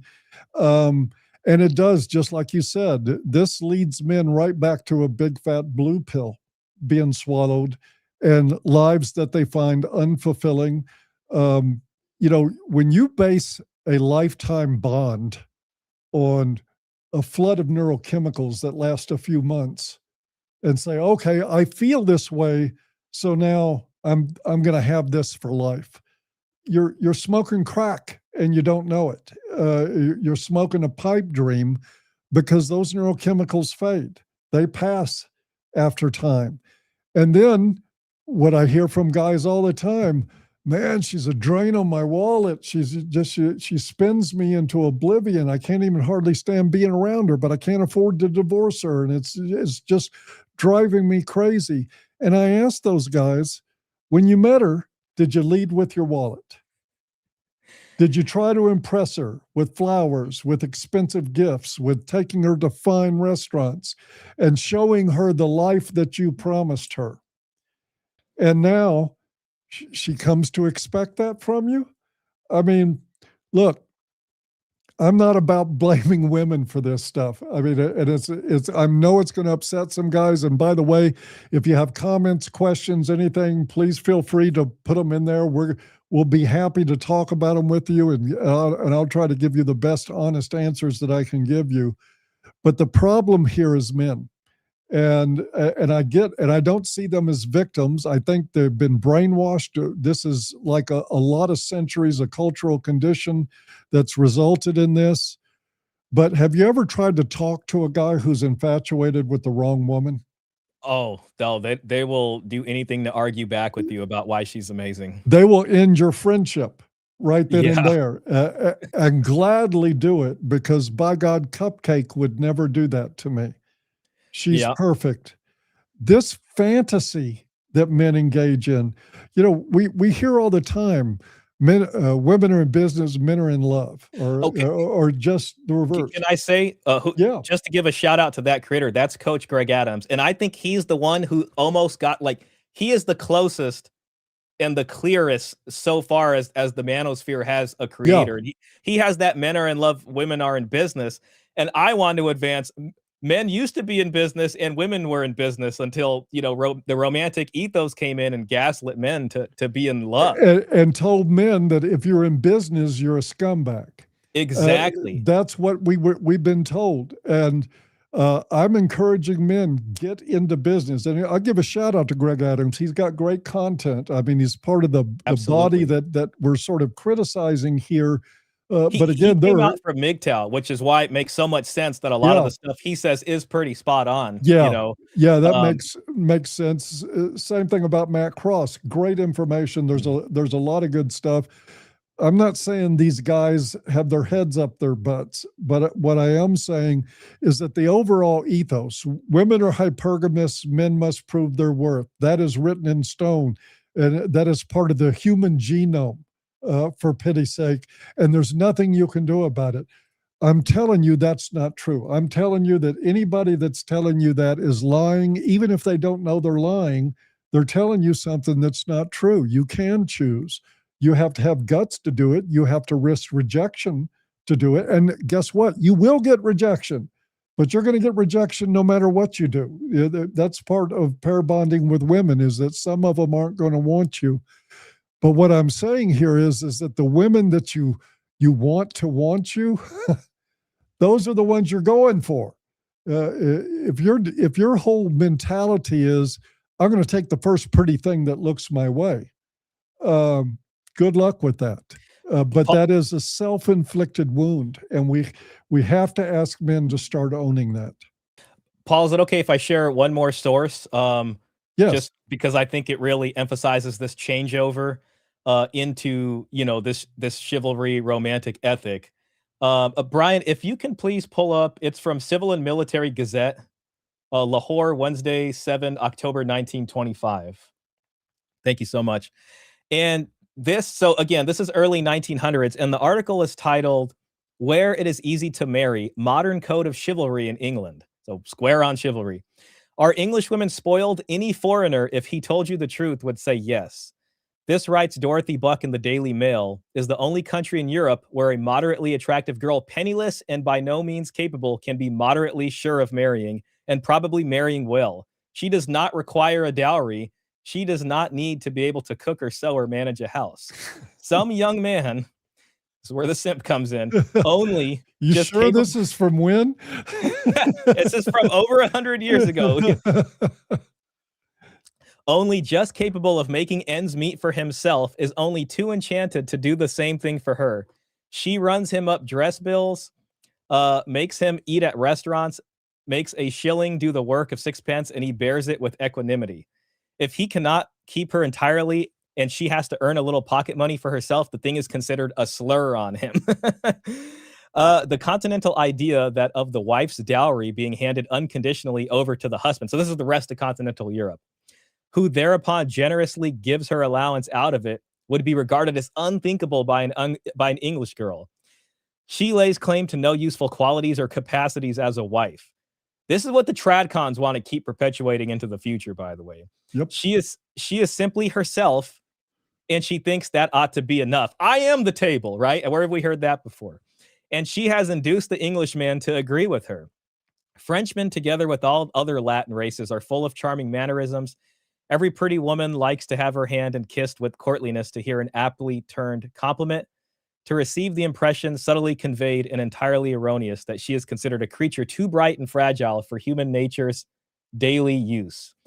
A solid Englishman never manages to convey this impression to the woman he admires, but he is always at hand when she wants masculine help. In matter-of-fact fashion, he will give up his seat in the railway carriage on a journey of many hours. He will bestir himself to find porters to get her luggage through the customs. His purse, his arm, his car, all are at the service not merely of the woman of his heart, but of any other with whom he finds himself in contact." You mentioned earlier of men, passing away even by putting their lives on the line for women that aren't even their kin. This is where, it really starts to come. Yep. Whereas the Frenchman, having bowed low from the waist and presented his homage, will never dream of looking after any woman but his own wife. Nor would he believe that the Englishman's only reward for half his trouble is a curt but charming "thank you so much." So yeah, that's just that article. I really just want to drive the point home, and there are literally so many of these. There's treasure troves of these sources. It's undeniable, Paul. Absolutely. Well, I think we've made the point. I don't know how we could make it any clearer. Brian, do we have any comments or questions popping up?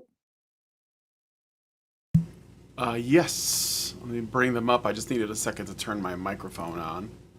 So I have super chats. Do you want me to read those? Sure. Absolutely. Okay. Yeah. So these are basically from the moment we started. Greg Cox 5577 gave us $4.99 and says, "I haven't gotten a notification in years. Awesome to catch alive." Awesome. Thank you so much. First super chat. I'm honored and appreciate the kind words. I hope you feel like it's worth it. Thank you, sir. All right. And then another super chat from Max D Zone for $5. They did not leave a comment. They just sent money.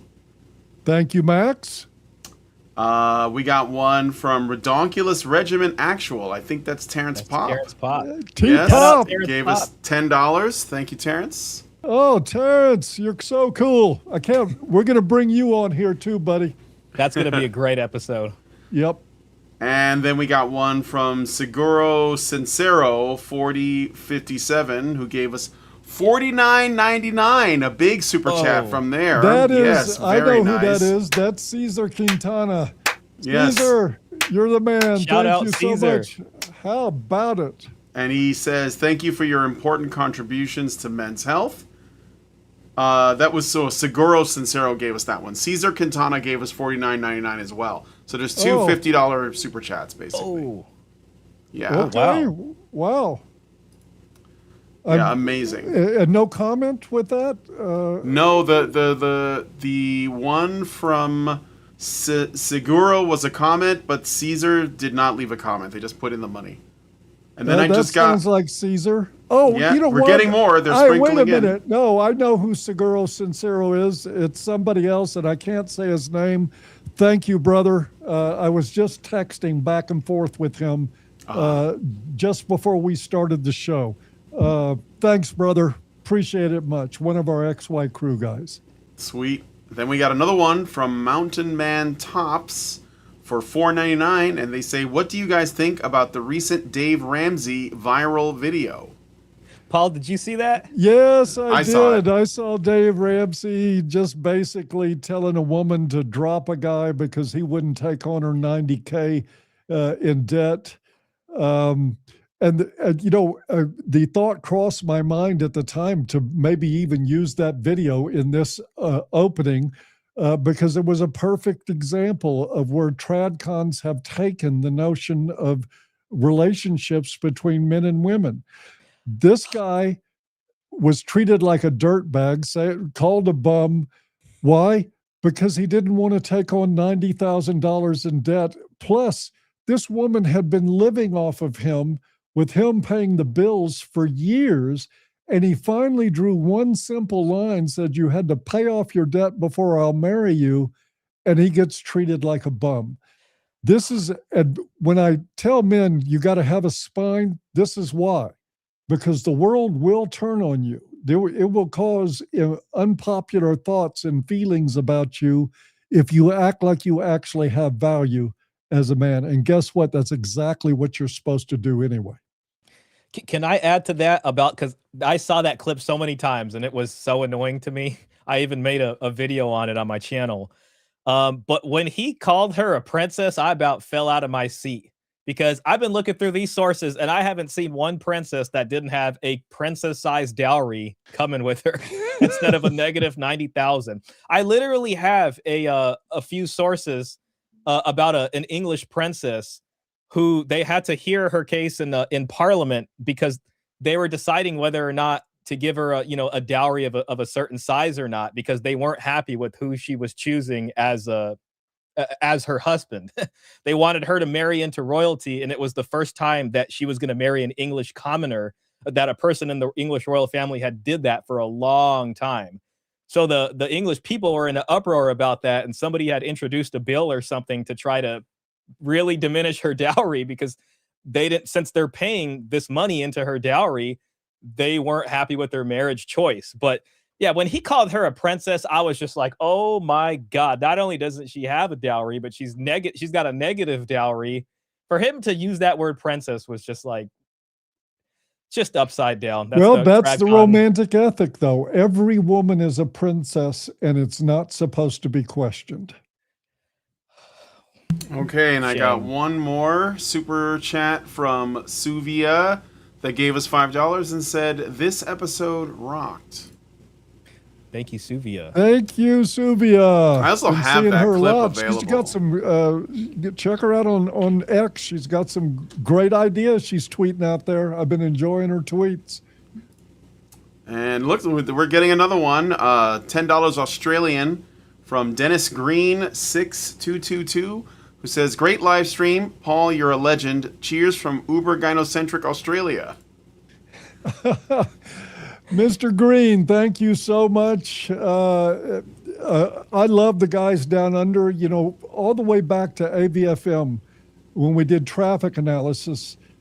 Our traffic was always disproportionately higher from Australia than any other country. Australians flooded to that website far exceeding proportionally Americans and Canadians. They were always in the mix, working with us, doing things. I love the Aussie blokes. We have a name for them that I'm not going to use my potty mouth and use, but I'm betting he knows what it is. We love you guys. Thank you for that. Can I give one shout out to a Australian that I know that's my favorite down under folk is Peter Wright. I just want to say a lot of this dowry research, as it kind of came to me, I reached out to Peter Wright, and him and I have had so many conversations almost over the past couple years going back and forth.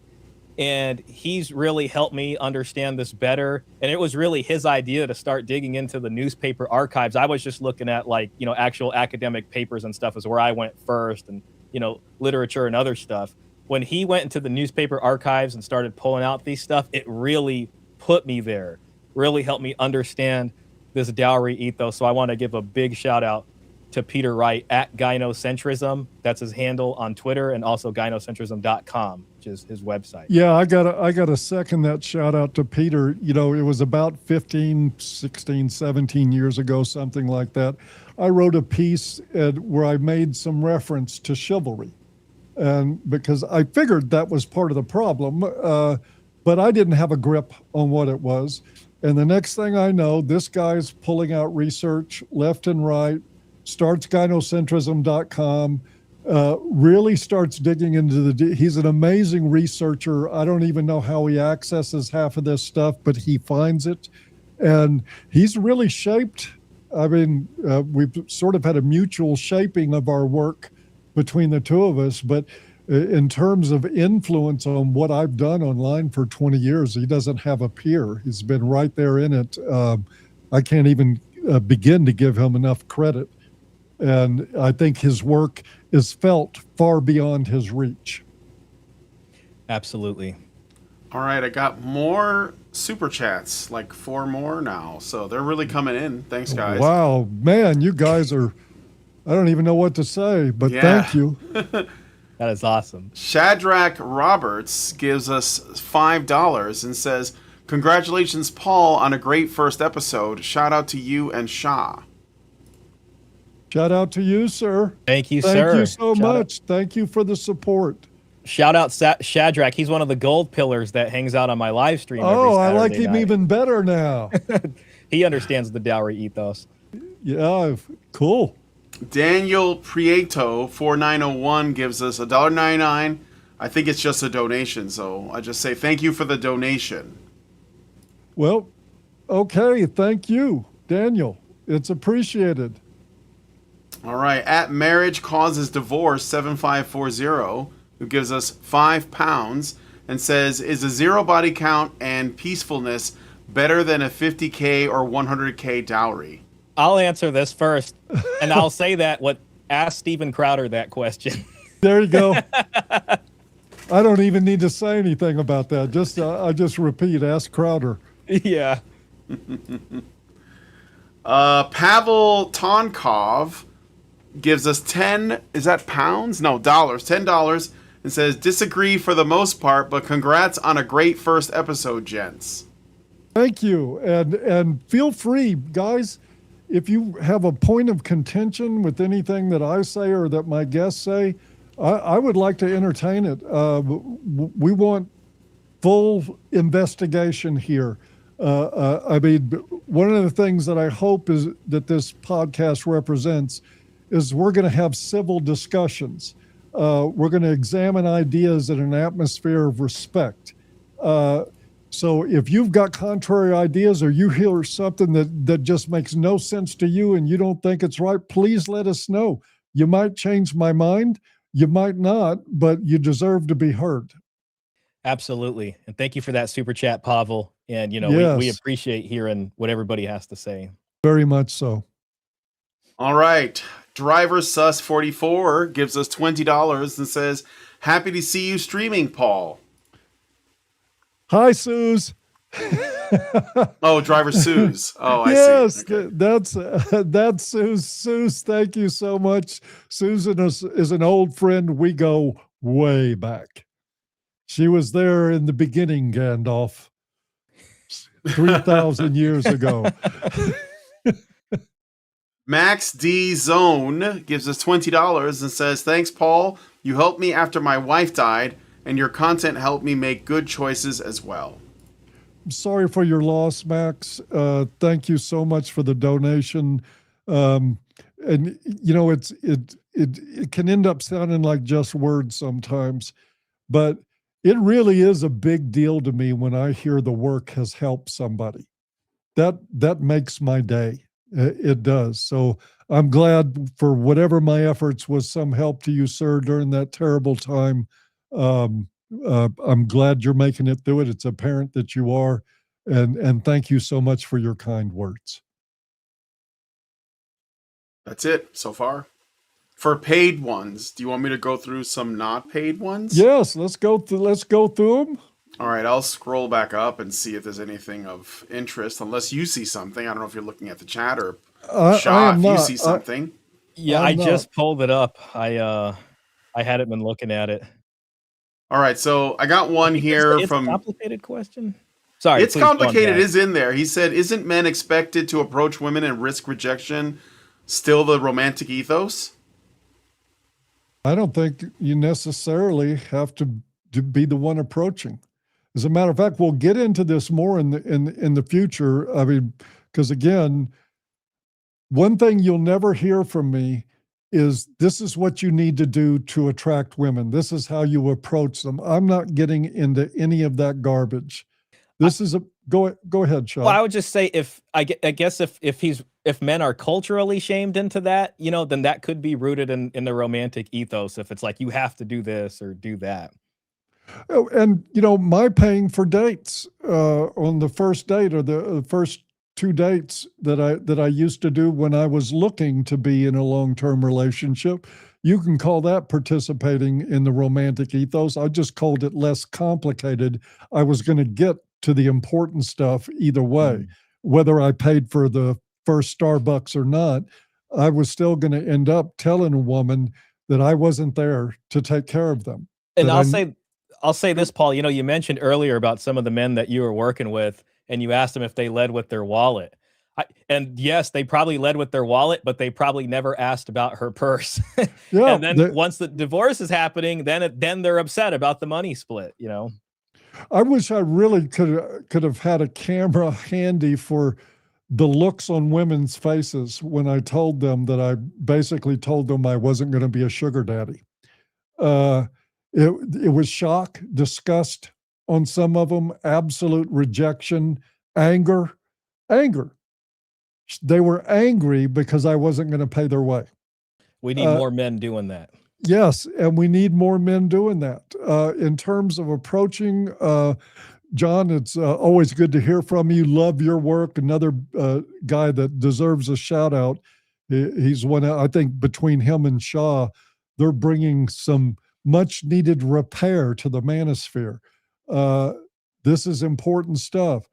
But I don't get hung up on little bitty details. But what I will tell you is that when I started focusing on me and my life and practicing genuine indifference toward women, that meant I don't care what a woman looked like. She wasn't going to manipulate anything out of me. It just wasn't going to happen. I didn't care enough for that to happen. When I started doing that, things changed, and they changed for the better. That's what's important here. I don't think it's important whether or not you're the one that approaches somebody, and I don't think we should necessarily try to create a world where women have to approach men. I think that's sort of extreme in ways. I think most times men are going to do the approach, but it's what happens after that matters. What are your standards? When you approach, are you looking for a reason to be accepted? Or are you looking for reasons why you might want to reject them? I'd say the latter is something most men almost never do. And that's the problem. And I hope I've answered your question. All right, got another super chat that came in from V for Vernon. What's up, Vernon? Hey, Vern. And he gives us $5 and says, "Very good first episode. I was initially afraid I wasn't going to catch it live, but I was able to." Well, Vern, I'm glad you did. Vern goes way back. I know this guy, great people, talented guy, and but not a rich guy. So it's like that. That really means something. The super chat. Thank you, Vern. Appreciate it very much, and appreciate the support I've seen from you for a long time now. Shout out there, Vernon. I've read some of his articles, I believe, on your website. So glad to see him here. All right, that's it for super chats. Again, I think I saw something that you might find interesting. So here's one from Google Login, saying to a woman, "I won't finance your life. You need to bring something to the table." What does that mean? If she pays 100% for her own life, she brings 0 to the table. I want to take this one because it goes back to Rollo's sort of befuddlement over not knowing what to do about marriage. I know what to do. It's actually relatively simple for the most part. You know, there is not a state, and I'm talking about the United States here. In Canada, you're kind of screwed. That's the way it is. And in a lot of other places in the world, the common law marriage is something they tag you with. But in the United States, there is not a state in this union that you can't avoid being legally married if that's what you set out to do. There's only a small handful of states that even have common law marriage, but there are requirements for making that happen. Shared finances, declaring that you're married, presenting yourself as a married couple to the world. The standards vary from state to state. But the thing we do about marriage to address Rollo's, gee, I don't know, is that you don't get legally married. It's really simple. Don't marry the state. If you don't marry the state, let's say you get into a cohabitation and you have a child with a woman, but you don't legally married. And let's say that as you go into that relationship, or even after you're with her, you buy a house in your name. That house is yours. The state cannot touch it, no matter what happens to the relationship. That's what I urge men to consider, is that just pair bonding without bringing the state into the picture. You can have a religious ceremony. I mean, a lot of people, there's five weddings in the Bible. None of them are officiated by clergy. I think the Catholic Church sort of claimed ownership of marriage as a sacrament, but it's really not scriptural. But you could have a union, according to the Bible, a marriage is a covenant between a man and a woman and God, not between a man and woman in the state, man and woman in church, but man and woman and God. It is absolutely sacrosanct in that way. But you don't have to be vulnerable to the state financially, and you can insist that women bring value. Absolutely. It's most men can't wrap their heads around the idea of telling a woman you have to bring value. And, you know, that value could be a good job. That value could be income to support the house. It doesn't have to be a nested dowry per se, but it has to be something material. It should be something invested into this actual relationship enterprise cohabitation that you're doing. So it's not just her paying 100% of just her expenses while you foot the bill for where you guys are living or doing all this kind of stuff. There's a very real material drop of finances into your guys' enterprise that she's proposing you begin. Absolutely. And, you know, when I see tradcons, I see guys, oh, no woman of mine's going to work. Oh, no, I'm not taking money from a woman. Those are the guys that end up bent over. They do. I'm telling you, when you set up a lifestyle, you marry the state, it is like putting your neck on a chopping block and your property on a chopping block. Because when it's over, when the infatuation fades, or when she decides that she likes having sex with the pool boy, which happens sometimes, under no-fault divorce, she can do that and then take all your stuff. And it's always the guys, a lot of the guys that I get in my counseling service is tradcons. That's, their minds are blown because they did everything right. They had a great job. They put themselves through college. They bought a house. They took care of her. They put a cushion under her tail. They didn't expect anything of her. All they wanted was a peaceful home to come to. And what did they end up with? They ended up with chaos, financial devastation, and it's all because they married the state.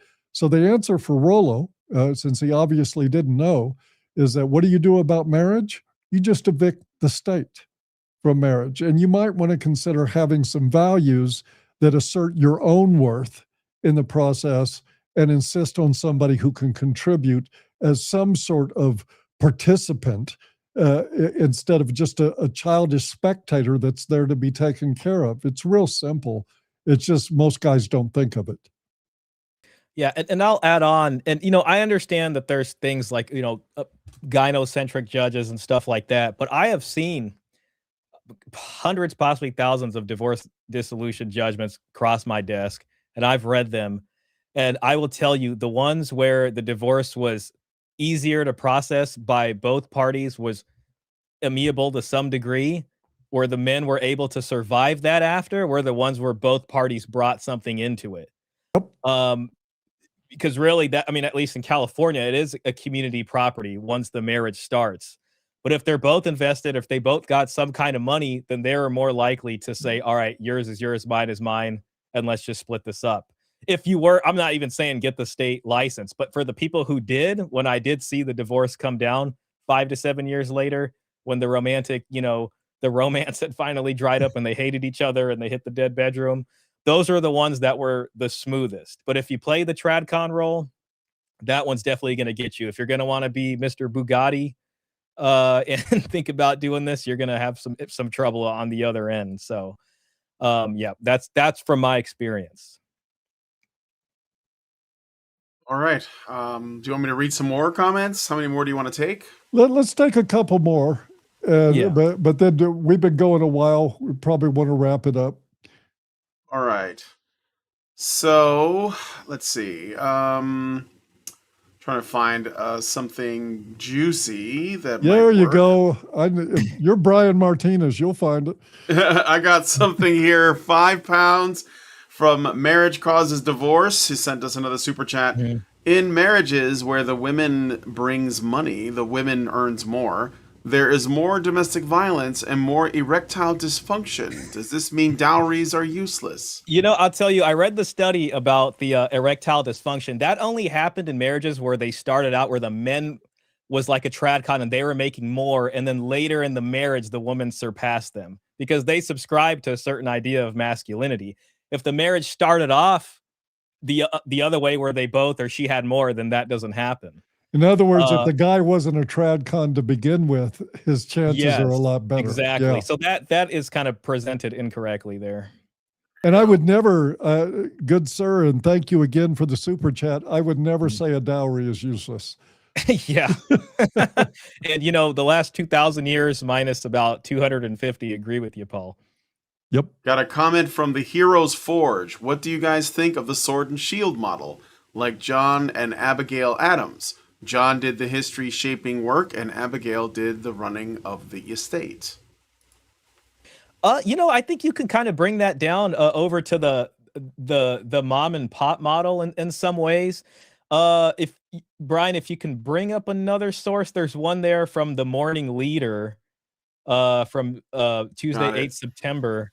And if you can scroll down a little bit, this one's kind of a long one. This kind of talks about I'm sort of scaling it down to the mom and pop. This is to Help Meets Indeed, which is about that third one from the bottom. And it says the French father regards it as a disgrace if he does not lay aside a certain sum proportionate to his means for his daughter's dot. She marries a young man, say a clerk in a shop, with an equal sum. Then instead of living on a small salary or putting off the marriage until they can afford it, they stock and open a small business for themselves. She naturally presides over the desk and the accounts. The business is half hers, and her partnership or voice in its management is by no means a silent one. So she's in the background doing kind of what he mentioned there in his question about this sort of administrative side of it. And I can't remember who, I think he said she was the shield, and then he's kind of doing that sort of front end work. That's your sort of mom and pop sword and shield combination right there. So, I think it's not to say that, like, I think those roles can work, and frankly, that's how they did. Yeah, they can work. I mean, I think we have to be pretty realistic about economics of the modern times are very different now than in John Adams' time. But when I talk about women bringing value, I think that can represent a lot of things. There are contributions. If you're actually, I mean, it's hard to imagine right now that having a 2 or 3 bedroom house and your job is to pick it up every day and cook meals and call that your contribution. That's too easy. It's just too easy. Just a woman to make the kind of sandwich you want and to wipe the dust off the tables and spend her 1 to 1.5 hours a day maintaining the house. If that's what you want to call value to a relationship, then I won't argue with you. I'm just saying that I wouldn't do it. Paul, that reminds me, there was a clip that went viral on Twitter, and it was a guy that for some reason had to stay at home and take care of the kids, and there's a video of him doing the kind of trad thing, and he's like cutting up the chicken and making it, and he's basically saying that it's the easiest. He's saying he's worked all these kinds of jobs and stuff, and that being the stay-at-home the stay-at-home position was the easiest thing he's ever had to do in his life. Of course it's easy. There's absolutely nothing to it. And Yeah. Part of the romantic ethic is that we elevate whatever effort women put into, oh my God, she's the first woman to tie her shoes without help from a man. Everybody stand around and clap. We have these sort of crazy truisms like being a mother is the hardest job on earth. And that was something that I saw Sevilla tweet about just today or yesterday, I forget. She said, well, if being a mother is the hardest job in the world, why don't we give that to men like we do all the other hard jobs? There's a woman with perspective. So to answer Heroes Forge, and by the way, he's coming here next week. He's going to be my guest. And we're going to be talking about the tradcon ethic. We're going to focus and zero in on tradcons next week. Mike's a fellow Christian. I'm excited to have him on. He's got, I think, a lot of great perspectives to add to the mix. But to answer the question, I think, man, if your wife is taking care of a 6-bedroom house with 5 bathrooms and cooking for 12 people, yeah. Sure. Why not? I would consider that value. But the average home today, there's not enough work in it to call it value for me. She's got time to take care of that house and do some sort of side gig, even from home, to make money for that household. And she should be expected to, in my opinion. The irony too about the people with the 6 bedrooms and the 5 bathrooms is people at that level basically outsource they hire help to do these other things, so that wife ends up even doing less than the one in the average home. Exactly. No, I just we have vacuums cleaners now and washing machines, and they're not beating clothes on rocks down by the river to take care of homes. We have overinflated housework. I mean, this has become a feminist cause. They want the housework to be counted the same thing as the guy spending 10 hours at a construction site pouring concrete. Sorry, that's baloney. We can't do it. We shouldn't allow to do it. Anyway, I think that's we've reached our time. I want to thank once again for all the super chats. I'm blown away. Thank you guys so much. It's really inspiring. I'm already rolling up my sleeves, going to prepare to do this next week again. I'm going to be chomping at the bit. Hopefully someday I would like to increase this to 2 days a week. I think there's certainly plenty enough material about it if I can get enough guests. And I want to put a shout out there to anybody that's got a problem with anything I'm saying. I want to hear from you.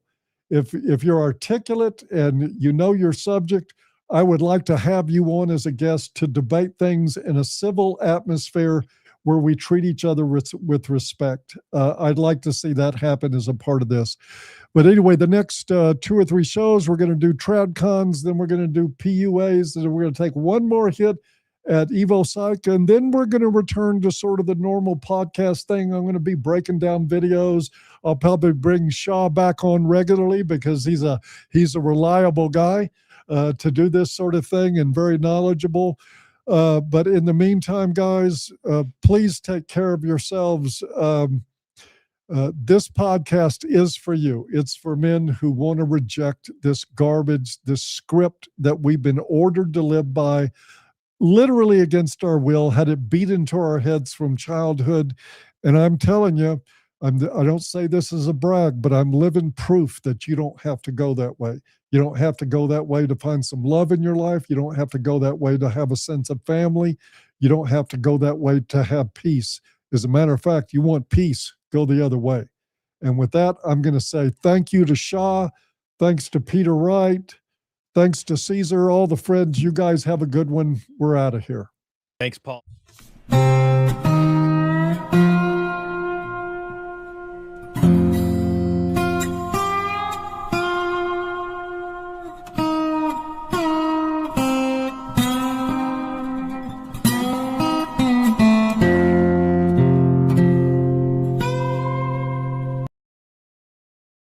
Essentially, even if you like, I've seen guys do this before. They will leave and then they'll come back and say, "Well, I've got the more perfected version of the Manosphere." Right? No, you don't. You're not saying anything anybody else hasn't done. Like I know God, I wasn't going to talk about this, but I know Paul Elam has decided that he's going to suddenly try to repair the Manosphere. I'm like, ooh, okay. Well, how's that going to work? Repair? Okay. What do you got in mind? Because I'll guarantee you it's probably something somebody said in 2016, 2012, and probably 2007. Probably somewhere along the line that's the same thing keeps getting rehashed over and over again. And it sounds new because enough people haven't heard of it in the last 10 years. That's why. You have, because you're old as dirt. So am I. Me too. But yeah.